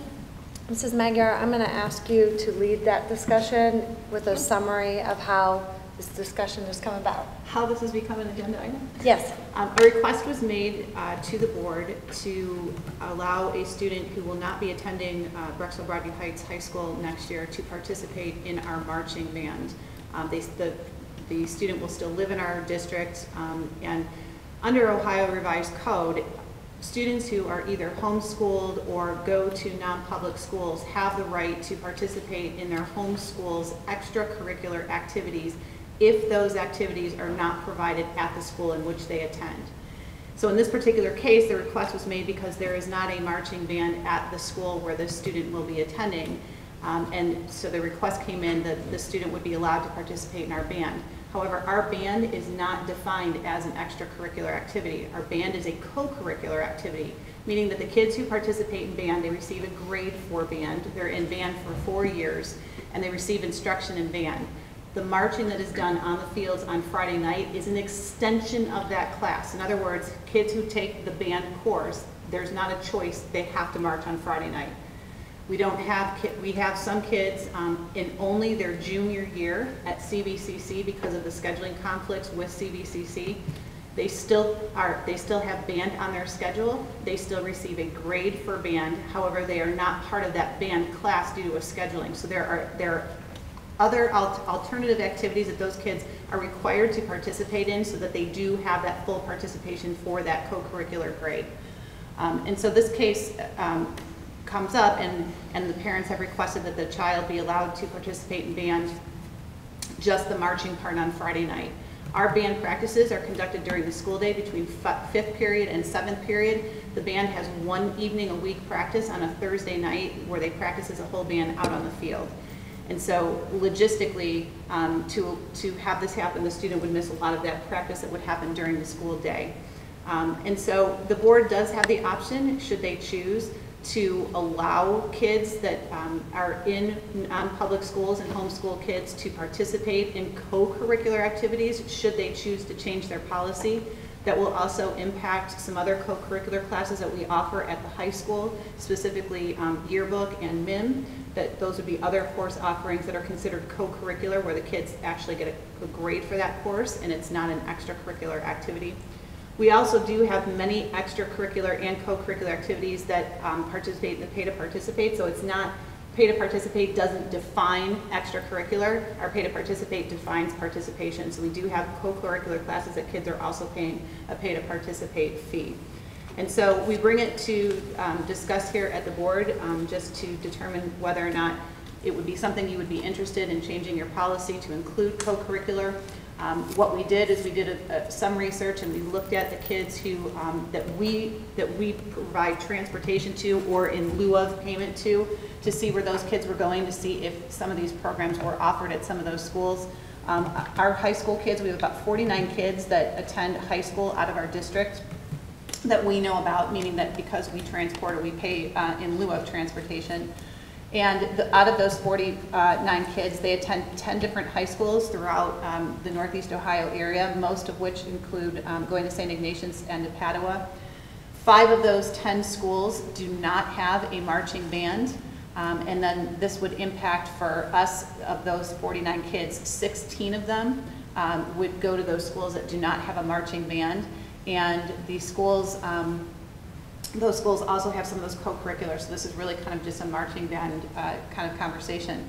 We did call and talk to our liability insurance about whether or not we would, if our liability insurance would go up at all if we allowed non-registered students who did not meet so we didn't have the co-curricular piece of this. The liability insurance, they said our premium would be impacted greatly because we are allowing people to participate in our programs and it goes against board policy. So the only way that that would keep our premium from going up drastically would be then to change that policy.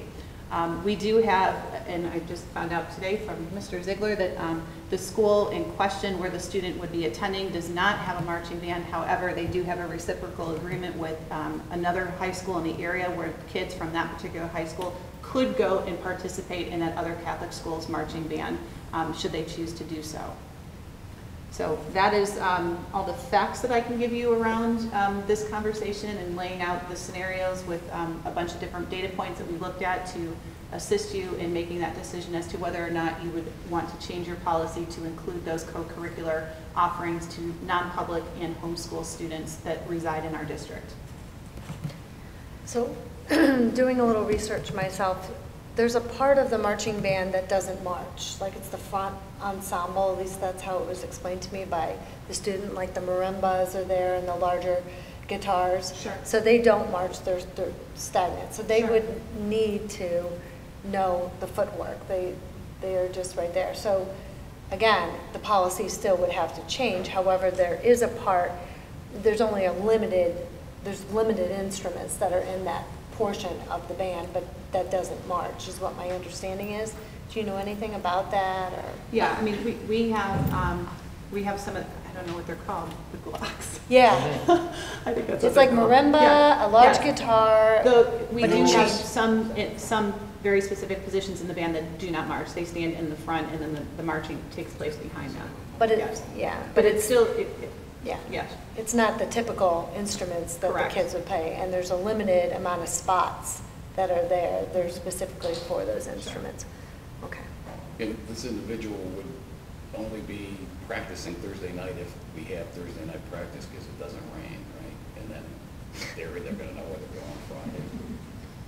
Yes, so for the first part of the season, my understanding is that the student would be able to participate in the summer band camp, and that's when they learn the first routine.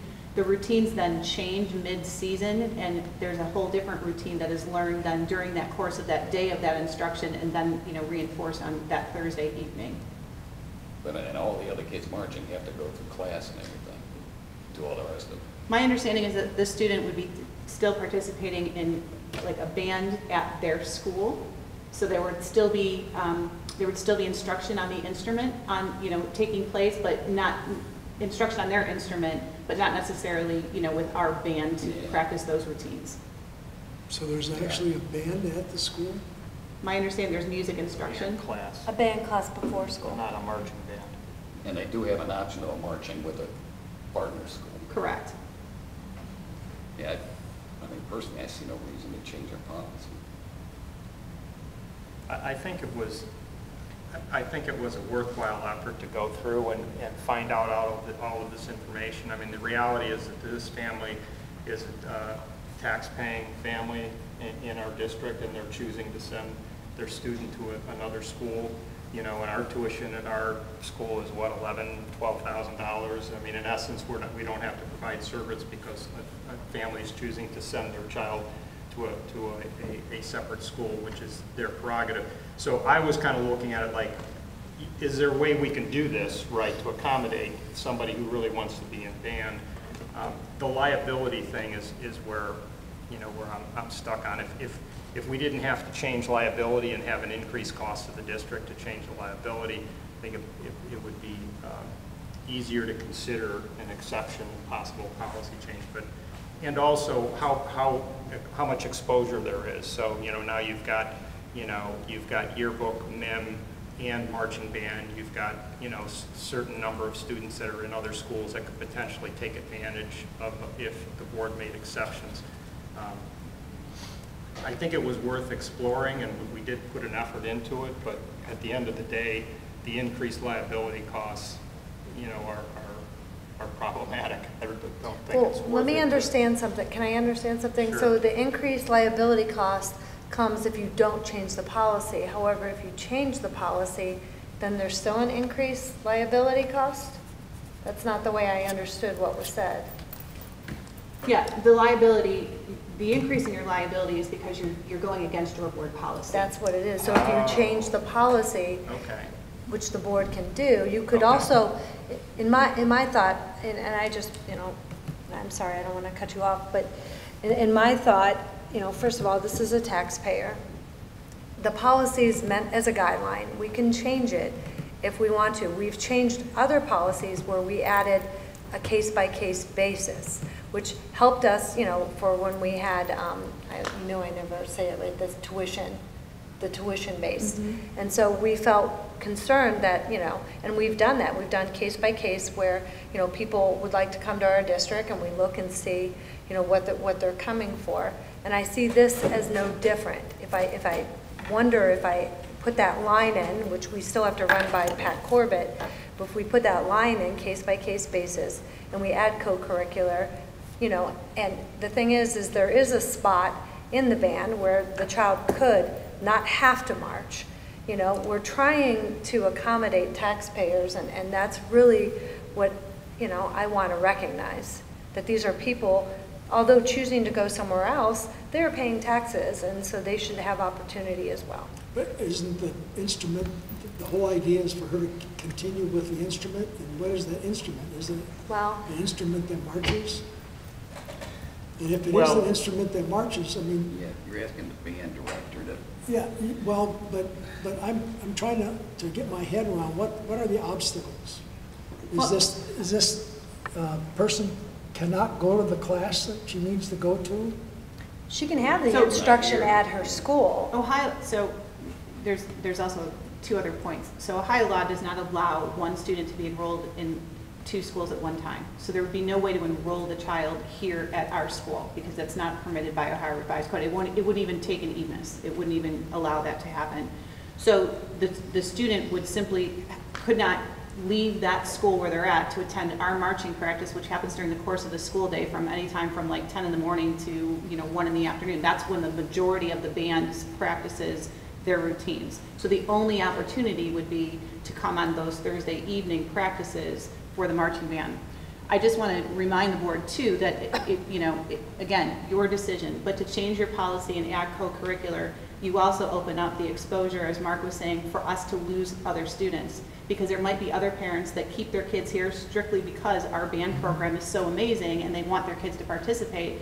If given the option now that they too can go to a Catholic school or a non-public school or do another option and still be able to participate in our band, might hurt the integrity of our band program. So just something else to consider. And I'll tell you from personal experience, my 2 oldest went to Wall. My 3rd played the viola. They have no strings at Walsh. So my 3rd went to Brecksville. And my 4th went to Brecksville because that's where they could get the stuff that they wanted to do. And so they went to Brecksville Public School because we had, a string orchestra and Walsh didn't. I mean, there's choices that you make. Agreed, but I'm not sure, so why, in my thought, why do I care where they're going? They're paying their taxes, why do I care? You can't expect them to be able to march and do everything if they can't participate in the class. Agreed. So now you have everybody else in the marching band. Agreed. Who's going to be going, now how the heck does this happen that we got to put all this work in? Well, and this individual. Well, except for the CVCC students, their junior year. For 1 year. But it's 1 year. Yeah, there are students. Right. No, I understand that, but I guess, they're missing the band, they're missing all of the marching practice during the day that year. So they're receiving additional coaching and direction on the side, which if we were to go forward with an exception, you would just follow the same model. That student would come and get the same, maybe they even come as a group and they get it during the day, I think.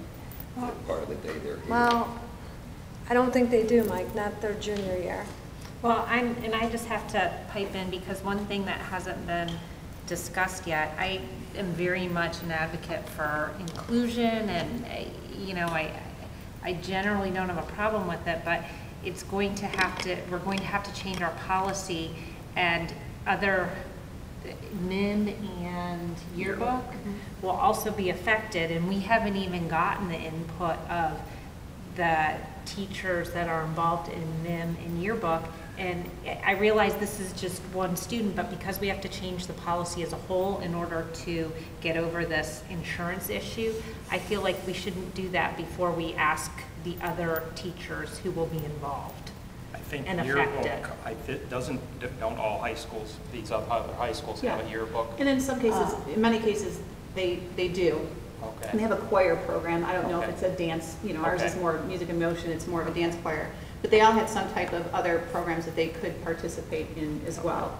But in many cases, they were extracurriculars. Ours just happens to be co-curricular, and our MIM happens to be co-curricular. Which is trying to bring this into focus when we look at the, what would it really take and what would really change. Even so, we've got 3 co-curricular: marching band, yearbook, and MIM. But when you look at the other high schools that our community students are going to, they already have an alternative for yearbook and MIM. So it really just comes down to marching band. And so then it just becomes down to, okay, marching band, and within marching band, then you've got the situation where the CBCC kids, even though there are students, but they are missing band practice, and there's an accommodation being made so they can still participate in band. And then it comes into like how many, like are you going to get a big flood? So what was the number, like 16? It's 16 kids that go to schools that don't offer marching band. Right. Which is what percentage of those would, how big could that number grow over the years, and what percentage would actually want to take advantage of this? You wouldn't want to have a flood of 20 or 30 kids necessarily coming in that are missing band practice, but could you handle 3 or 4? If it got that high, I guess that's part of the question in whether or not to change policy and make an exception. In talking to Mr. Rex, because I did, talk to Aaron about this to see, what was the impact, because, that junior year at CBCC that we're talking about, in the last 5 years, it's only been 5 students that have had to have this accommodation made because of their scheduling. So it's not that there's 20 kids that we're making the accommodation for at CBCC. It's 5 kids in the last 5 years. So it might have been 2 1 year, 0 1 year. I don't know the makeup of those 5 kids. But him being a first-year band director, he had one of those situations this year, and the comment to him was, I asked him the question. I said, "Tell me how that worked for you. Was it?" How did it impact the band? How did it impact that student? Did they feel like they could catch into that marching piece on the, when they're out on the field? And his response to me was, "Joelle, if it rained on that Thursday night and that child missed practice and didn't get to march for 2 weeks, it was very difficult. They felt very lost, and it was uncomfortable for the student." So that was his feedback on that.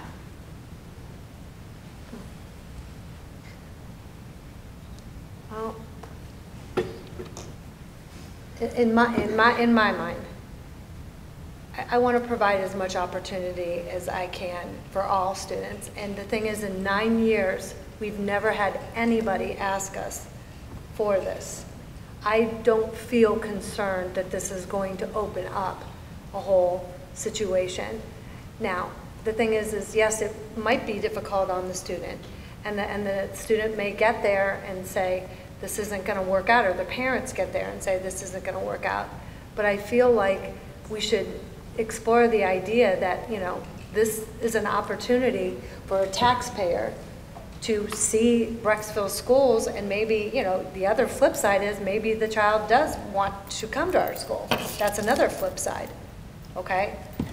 But it's a taxpayer, and I just really can't get over the fact that we would just say, well, we can't accommodate. We're not going to try it, because in 9 years, it's the first person who's ever asked.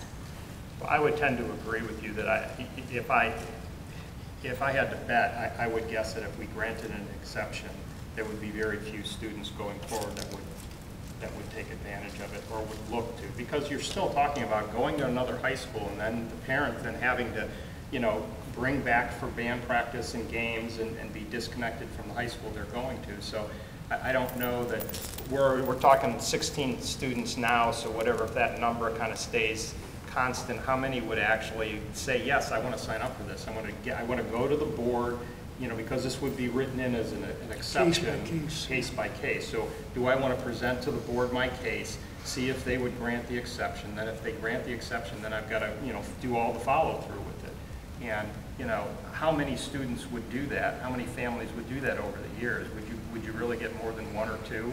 You know, I suspect over time, you know, you'd have probably be at zero for a number of years, and people will even forget that this exception even exists. Well, and here's the thing, policies are meant to serve us and what our needs are. If we change it, yet you could change it back if you don't like it, okay? If you're like, you know what, not serving us anymore, but the policy isn't gonna dictate our actions, you know? We need to make the policy what we want to do. Well, and that's fine. And to your point too, it's case by case, so we would just be putting in a pathway for a family to explore if they wanted to do this. Some future board down the road could decide, no, you know, we'll take all the same factors and say no, you know, so. I'd like to, I'm gonna just weigh in on this. I would like to explore changing this policy. I'd like to meet with Pat Corbett and try and make this change for this family. Take a vote. Well, it's not a vote, it's a discussion, but give direction. I'd like to explore it also. Mr. Ziegler? Well, I don't think we should change it, but if we're going to explore it, and then one of 4 or 5. So. Yeah, I think we should explore. Yeah, I do too. Okay. I don't think we should spend tons of time on it, but. No, but explore case by case and adding co-curricular to our policy and giving this family that opportunity. Okay, Mrs. Menger, you have direction? Yes. Okay. All right, thank you. Item C, permanent stormwater easement agreement. Any discussion? Okay. May I have a motion? So moved. Second. Roll call? Mrs. Kramer? Yes. Mr. Peterson? Yes. Mr. Ziegler? Yes. Mr. Dozen? Yes. Mrs. Mack? Yes. Item E, BEA MOU bell times RIF language. Discussion? So these are our new bell times for next year? Yes, our times, our start and end times for our teachers are a negotiated items, so therefore we had to enter into a new MOU with the association to be able to adjust those times in their contract. And just some updates into RIF language as evaluation language changes and comes into effect in 2020. It's just to extend out current practices to get us through to the end of our contract. Okay. I have a motion. So moved. Second. Roll call? Mrs. Kramer? Yes. Mr. Peterson? Yes. Mr. Ziegler? Yeah. Mr. Dozen? Yes. Mrs. Mack? Yes. Item G, BEA MOU classroom packaging moving. This is a second MOU that has a twilight date, so it's only good for this particular school year, that actually talks about classroom packaging and what the teachers had to do in terms of packing up their classrooms and moving and switching rooms, and then how they will be, and it's not really a compensation, but what will they be given in lieu of what they did for packing and so forth, and moving their items. Okay. May I have a motion? So moved. Second. Roll call? Mrs. Kramer? Yes. Mr. Peterson? Yes. Mr. Ziegler? Yes. Mr. Dozen? Yes. Mrs. Mack? Yes. Item I, middle school fire alarm. This is a resolution that was previously passed 2 months ago. We did that. We got our bid work in. It came up a little bit higher than what we originally anticipated. So just re-asking you to approve this resolution to allow us to purchase up to a certain amount, just about $100,000 more than what it was the last time you approved it. Is this coming out of PI, Chris? This was slotted, or the resolution actually indicates bond funds. Yeah. Oh, okay, bond funds. Okay, which leaves us, okay, so we're already carving into our little piece of what's left out of Yes, the sir. bond fund. Okay. Yes, we are. Okay. May I have a motion? So moved. Second. Roll call? Mrs. Kramer? Yes. Mr. Peterson? Yes. Mr. Ziegler? Yeah. Mr. Dozen? Yes. Mrs. Mack? Yes. Item 6, President's Announcements. I'd like to have a moment of silence. Two of our students lost their mother within the last week, and Suzanne Andrews, and I'd like to take a moment of silence and for Suzanne.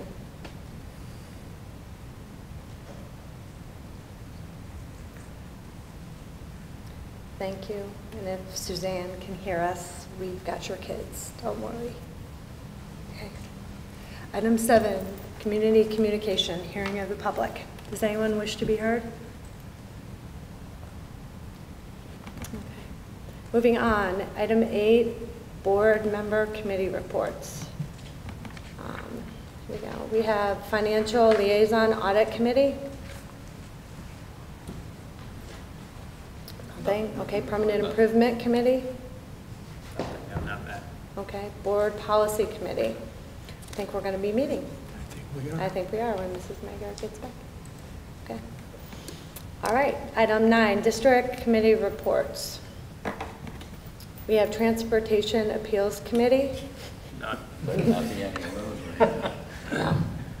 No. Cuyahoga Valley Career Center report. Mr. Gilbride could not be in attendance. I did reach out. Safety and security meeting reports. Okay. School foundation report. So they're going to appoint, Mr. Martin, you're going to appoint a member of the foundation, is that correct? They agreed to hire an executive director. That was part of, or are you talking about trustee? Yeah. Yeah, trustee.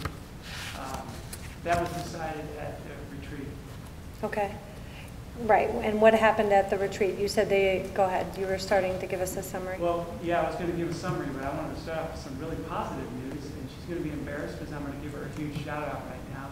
We had a wildly successful uphill, downhill run. 207 people participated. It was, yes, that's right, it's Britt Wiggins. It was awesome. She, just a heroic event that she pulled off in such short time.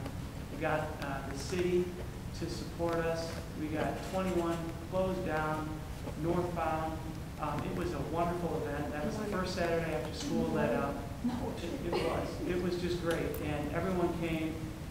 The tables that were set up, the people there, the representatives did a wonderful job. I can't say enough about, a first time event to have that many. So Britt did such a wonderful job organizing that in what seemed to be a minute's notice. So thank you. I hope this really kind of evolves into something really special. It was special for the first time, but my goodness, what a great event for all of us. Thanks, Britt. And then we had our administrative retreat, and that was the Saturday after that or something. That was over at Petra's house. It was, I believe, another successful event with the Schools Foundation. We broke up into groups, and just a quick rundown, I'm not going to name all of it, but they decided to hire an executive director for next year, and maybe Tracy or Britt can help me out. They're going to go with a CRM purchase. Is that a software package? Okay. Customer relationship management. Yeah, it assists with regular communications, donor relations, that sort of thing. We're going to identify a volunteer coordinator and develop a new relationship, this is the goal, develop 4 new relationships with alumni, community, school, cities, business, etc. I can't remember the monetary goal that was set. Do you guys remember that? We set a goal, how much they wanted to have in principle.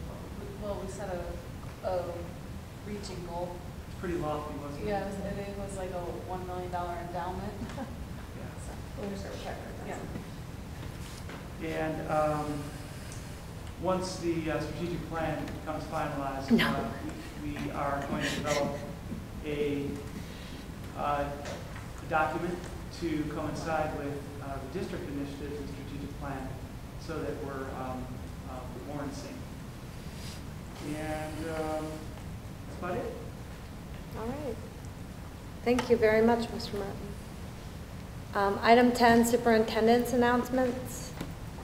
No, I didn't finish, sorry. PSO report. Off for the summer. Sorry, Fred. Okay. And then other board member reports? No? Okay. Item 10, Superintendent Announcements.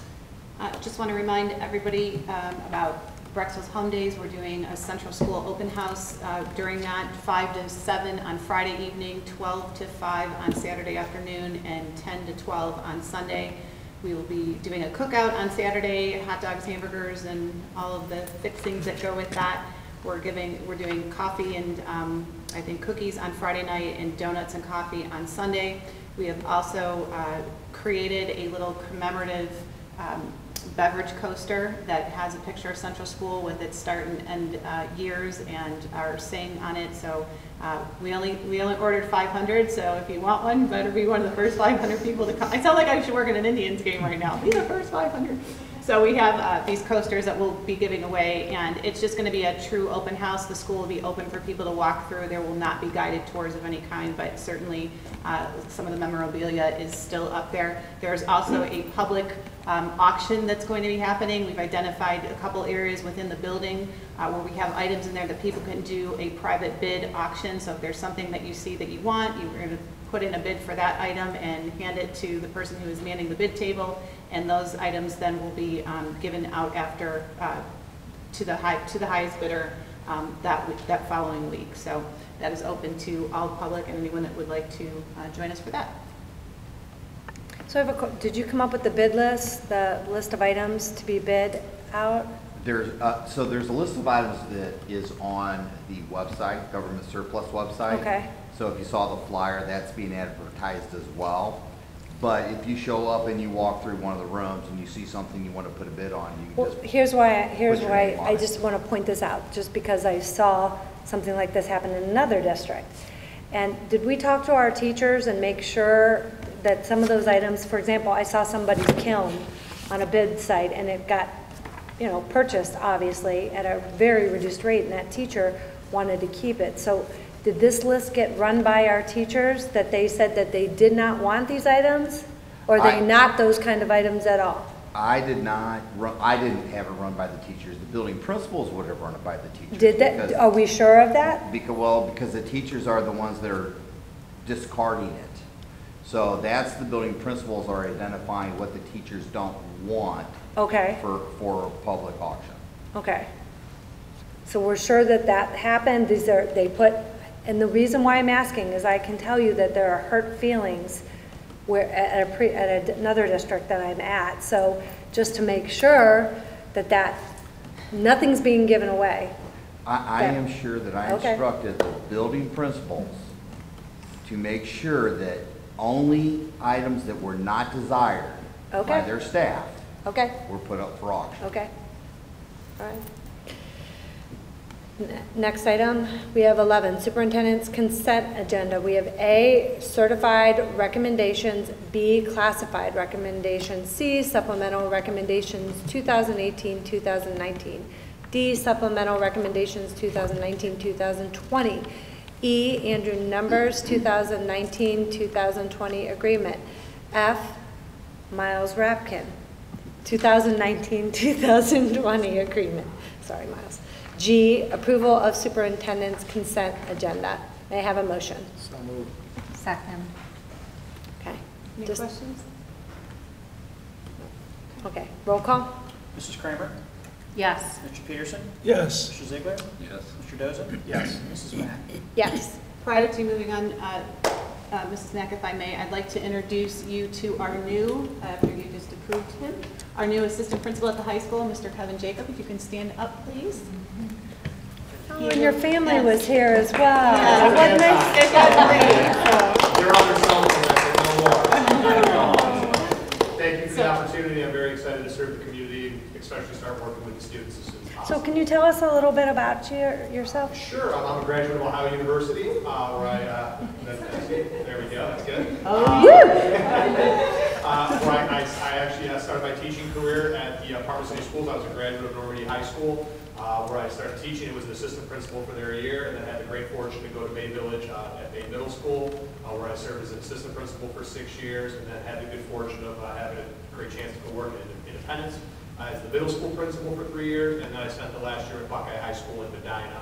But you know, after having some conversations with my wife about family life and things and where we were at, and knowing some of the great things that the Preschool schools are working on in terms of student mental health and social emotional learning competencies, something I'm very passionate about. I thought it was a great opportunity and a great fit for me to put my energy into a place that I very much value. So I'm hoping it's going to be a very good fit for me moving forward. And again, I really hope to work with the staff and the students and be here a while. So I'm very excited about the opportunity. So thank you for the consent agenda. I appreciate that. It makes it easy. So thank you. You're welcome. Well, you must be pretty amazing. It was a very competitive, interview process, as I'm sure you would agree, and it must be pretty amazing. So it's a great district, so I'm sure we're lucky to have you. Hopefully I'll live up to that. So thank you. Thank you. Thank you. Okay, where am I? Sorry. Can you point out? Okay. Business. Other business. Superintendent's other business. A, Todd Associates Incorporated insurance proposal. B, Ohio School Council bus purchasing. C, Easter Seals Northern Ohio Incorporated agreement. D, PSO Gifts and Goals Chippewa. E, tuition 2019-2020. F, donations. G, approval of superintendent's other business. May I have a motion? So moved. Second. Okay, any discussion? Any questions on any of the items? Okay, roll call. Mrs. Kramer? Yes. Mr. Peterson? Yes. Mr. Ziegler? Yes. Mr. Dozen? Yes. Mrs. Mack? Yes. Item 13, public notice. A, public notice intent to rehire. 14, there's no vote, okay? No. Yeah. 14, treasurer's consent agenda. A. You've got to at least talk about in the content, if you click on it, you have to read that out loud. Okay, sorry, my fault.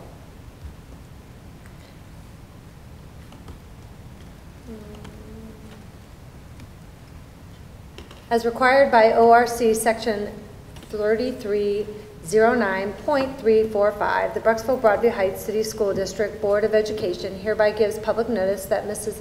Susan Welsh and Mrs. Ellen Offmuth are retiring as employees of the board and are seeking reemployment with the board in the same position as reemployed retiree. The board will hold a public meeting on the issue of Mrs. Susan Welch and Mrs. Ellen Offmuth being reemployed as retirees on August 7, 2019 at the Board of Education offices located at 6638 Mill Road, Brecksville. Thank you. Item 14, Treasurer's Consent Agenda. A, Brecksville Broadview Heights High School and Brecksville Broadview Heights Middle School pay to participate fees 2019-2020. B, FY19 final appropriations measure. C, FY20 appropriations measure. D, financial report May 2019. E, minutes May 20th, 22nd, 29th, and June 5th and 12th, 2019. F, approval of treasurer's consent agenda. May I have a motion? So, second. Okay. Discussion or questions? Don't you want to let him, even maybe present something? Yes, I do. That's where I usually do discussion. Awesome.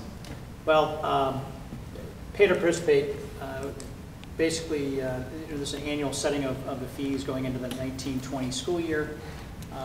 As a district, we've always tried to, we have a formula that we utilize based on participation over the last 5 years.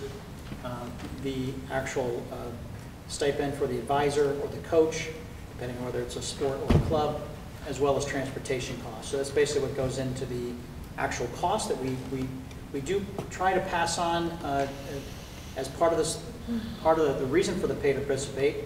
But I can assure you, actually, just by the calculations, the district has been very, I'd say, helpful to the folks that participate, because we've tried to keep our costs at a minimum increase of $25 per sport or less. And so happy to share with anybody the calculations and what we go through. Actually, they will be shared with all the clubs and coaches, the club advisors and coaches for the at Meet the Bees time here in the fall, so we're happy to get into the specifics of how we do calculate. If anybody has any questions, but we have tried to keep those costs at a minimum to encourage participation across the board. It's very important as a district. The FY19, and any questions about pay to participate? Anything that, okay, great. Just to, yes, sir. Just to call out, just a reminder for those that's still with us this evening that, you know, there are caps on pay to participate, so as fees go up, as costs go up every year, the caps is locked in, so it's $500 per student at the high school and $300 at the middle school.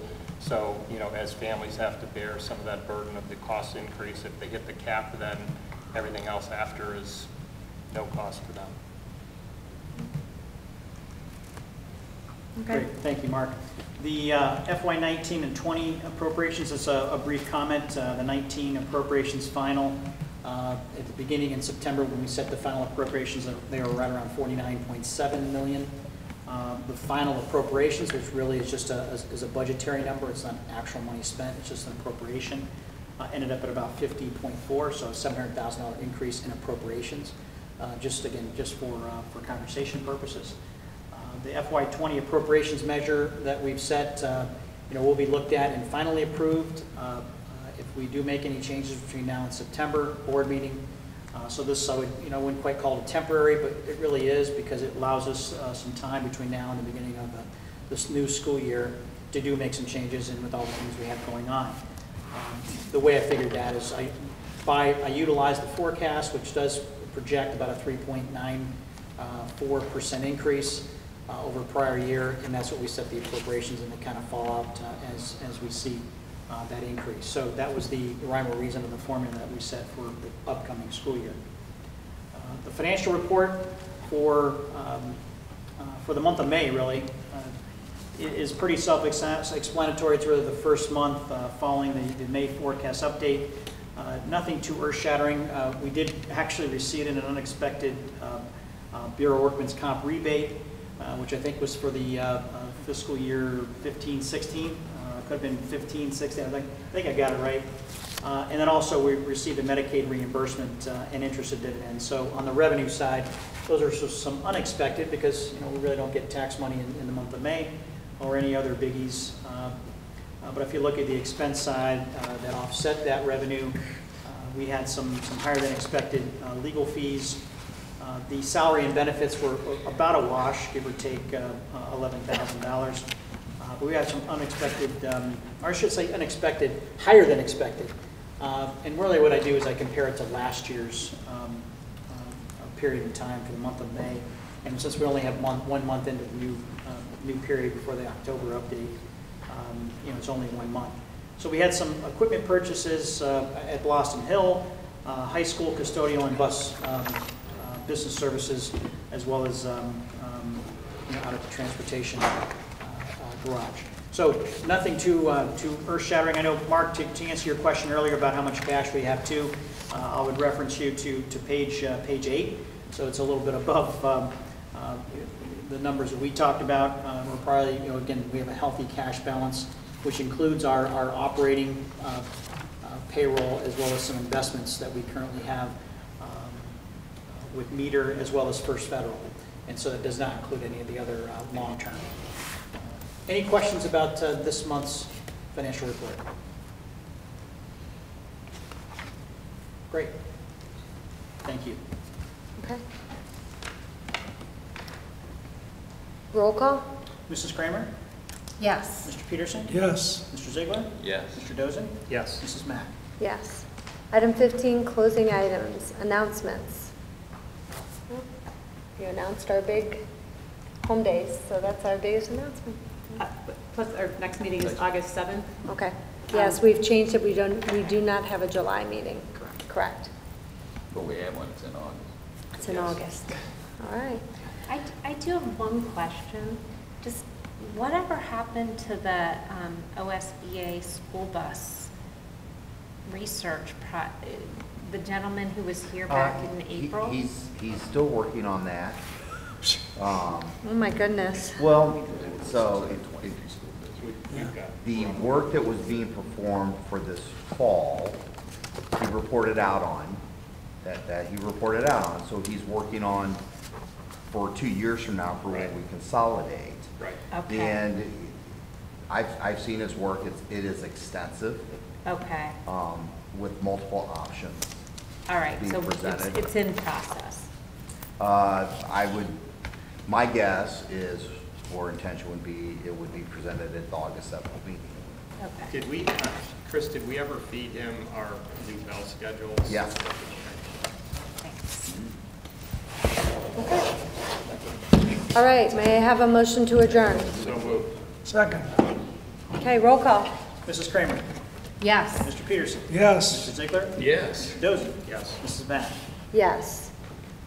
We are now adjourned, 9:27.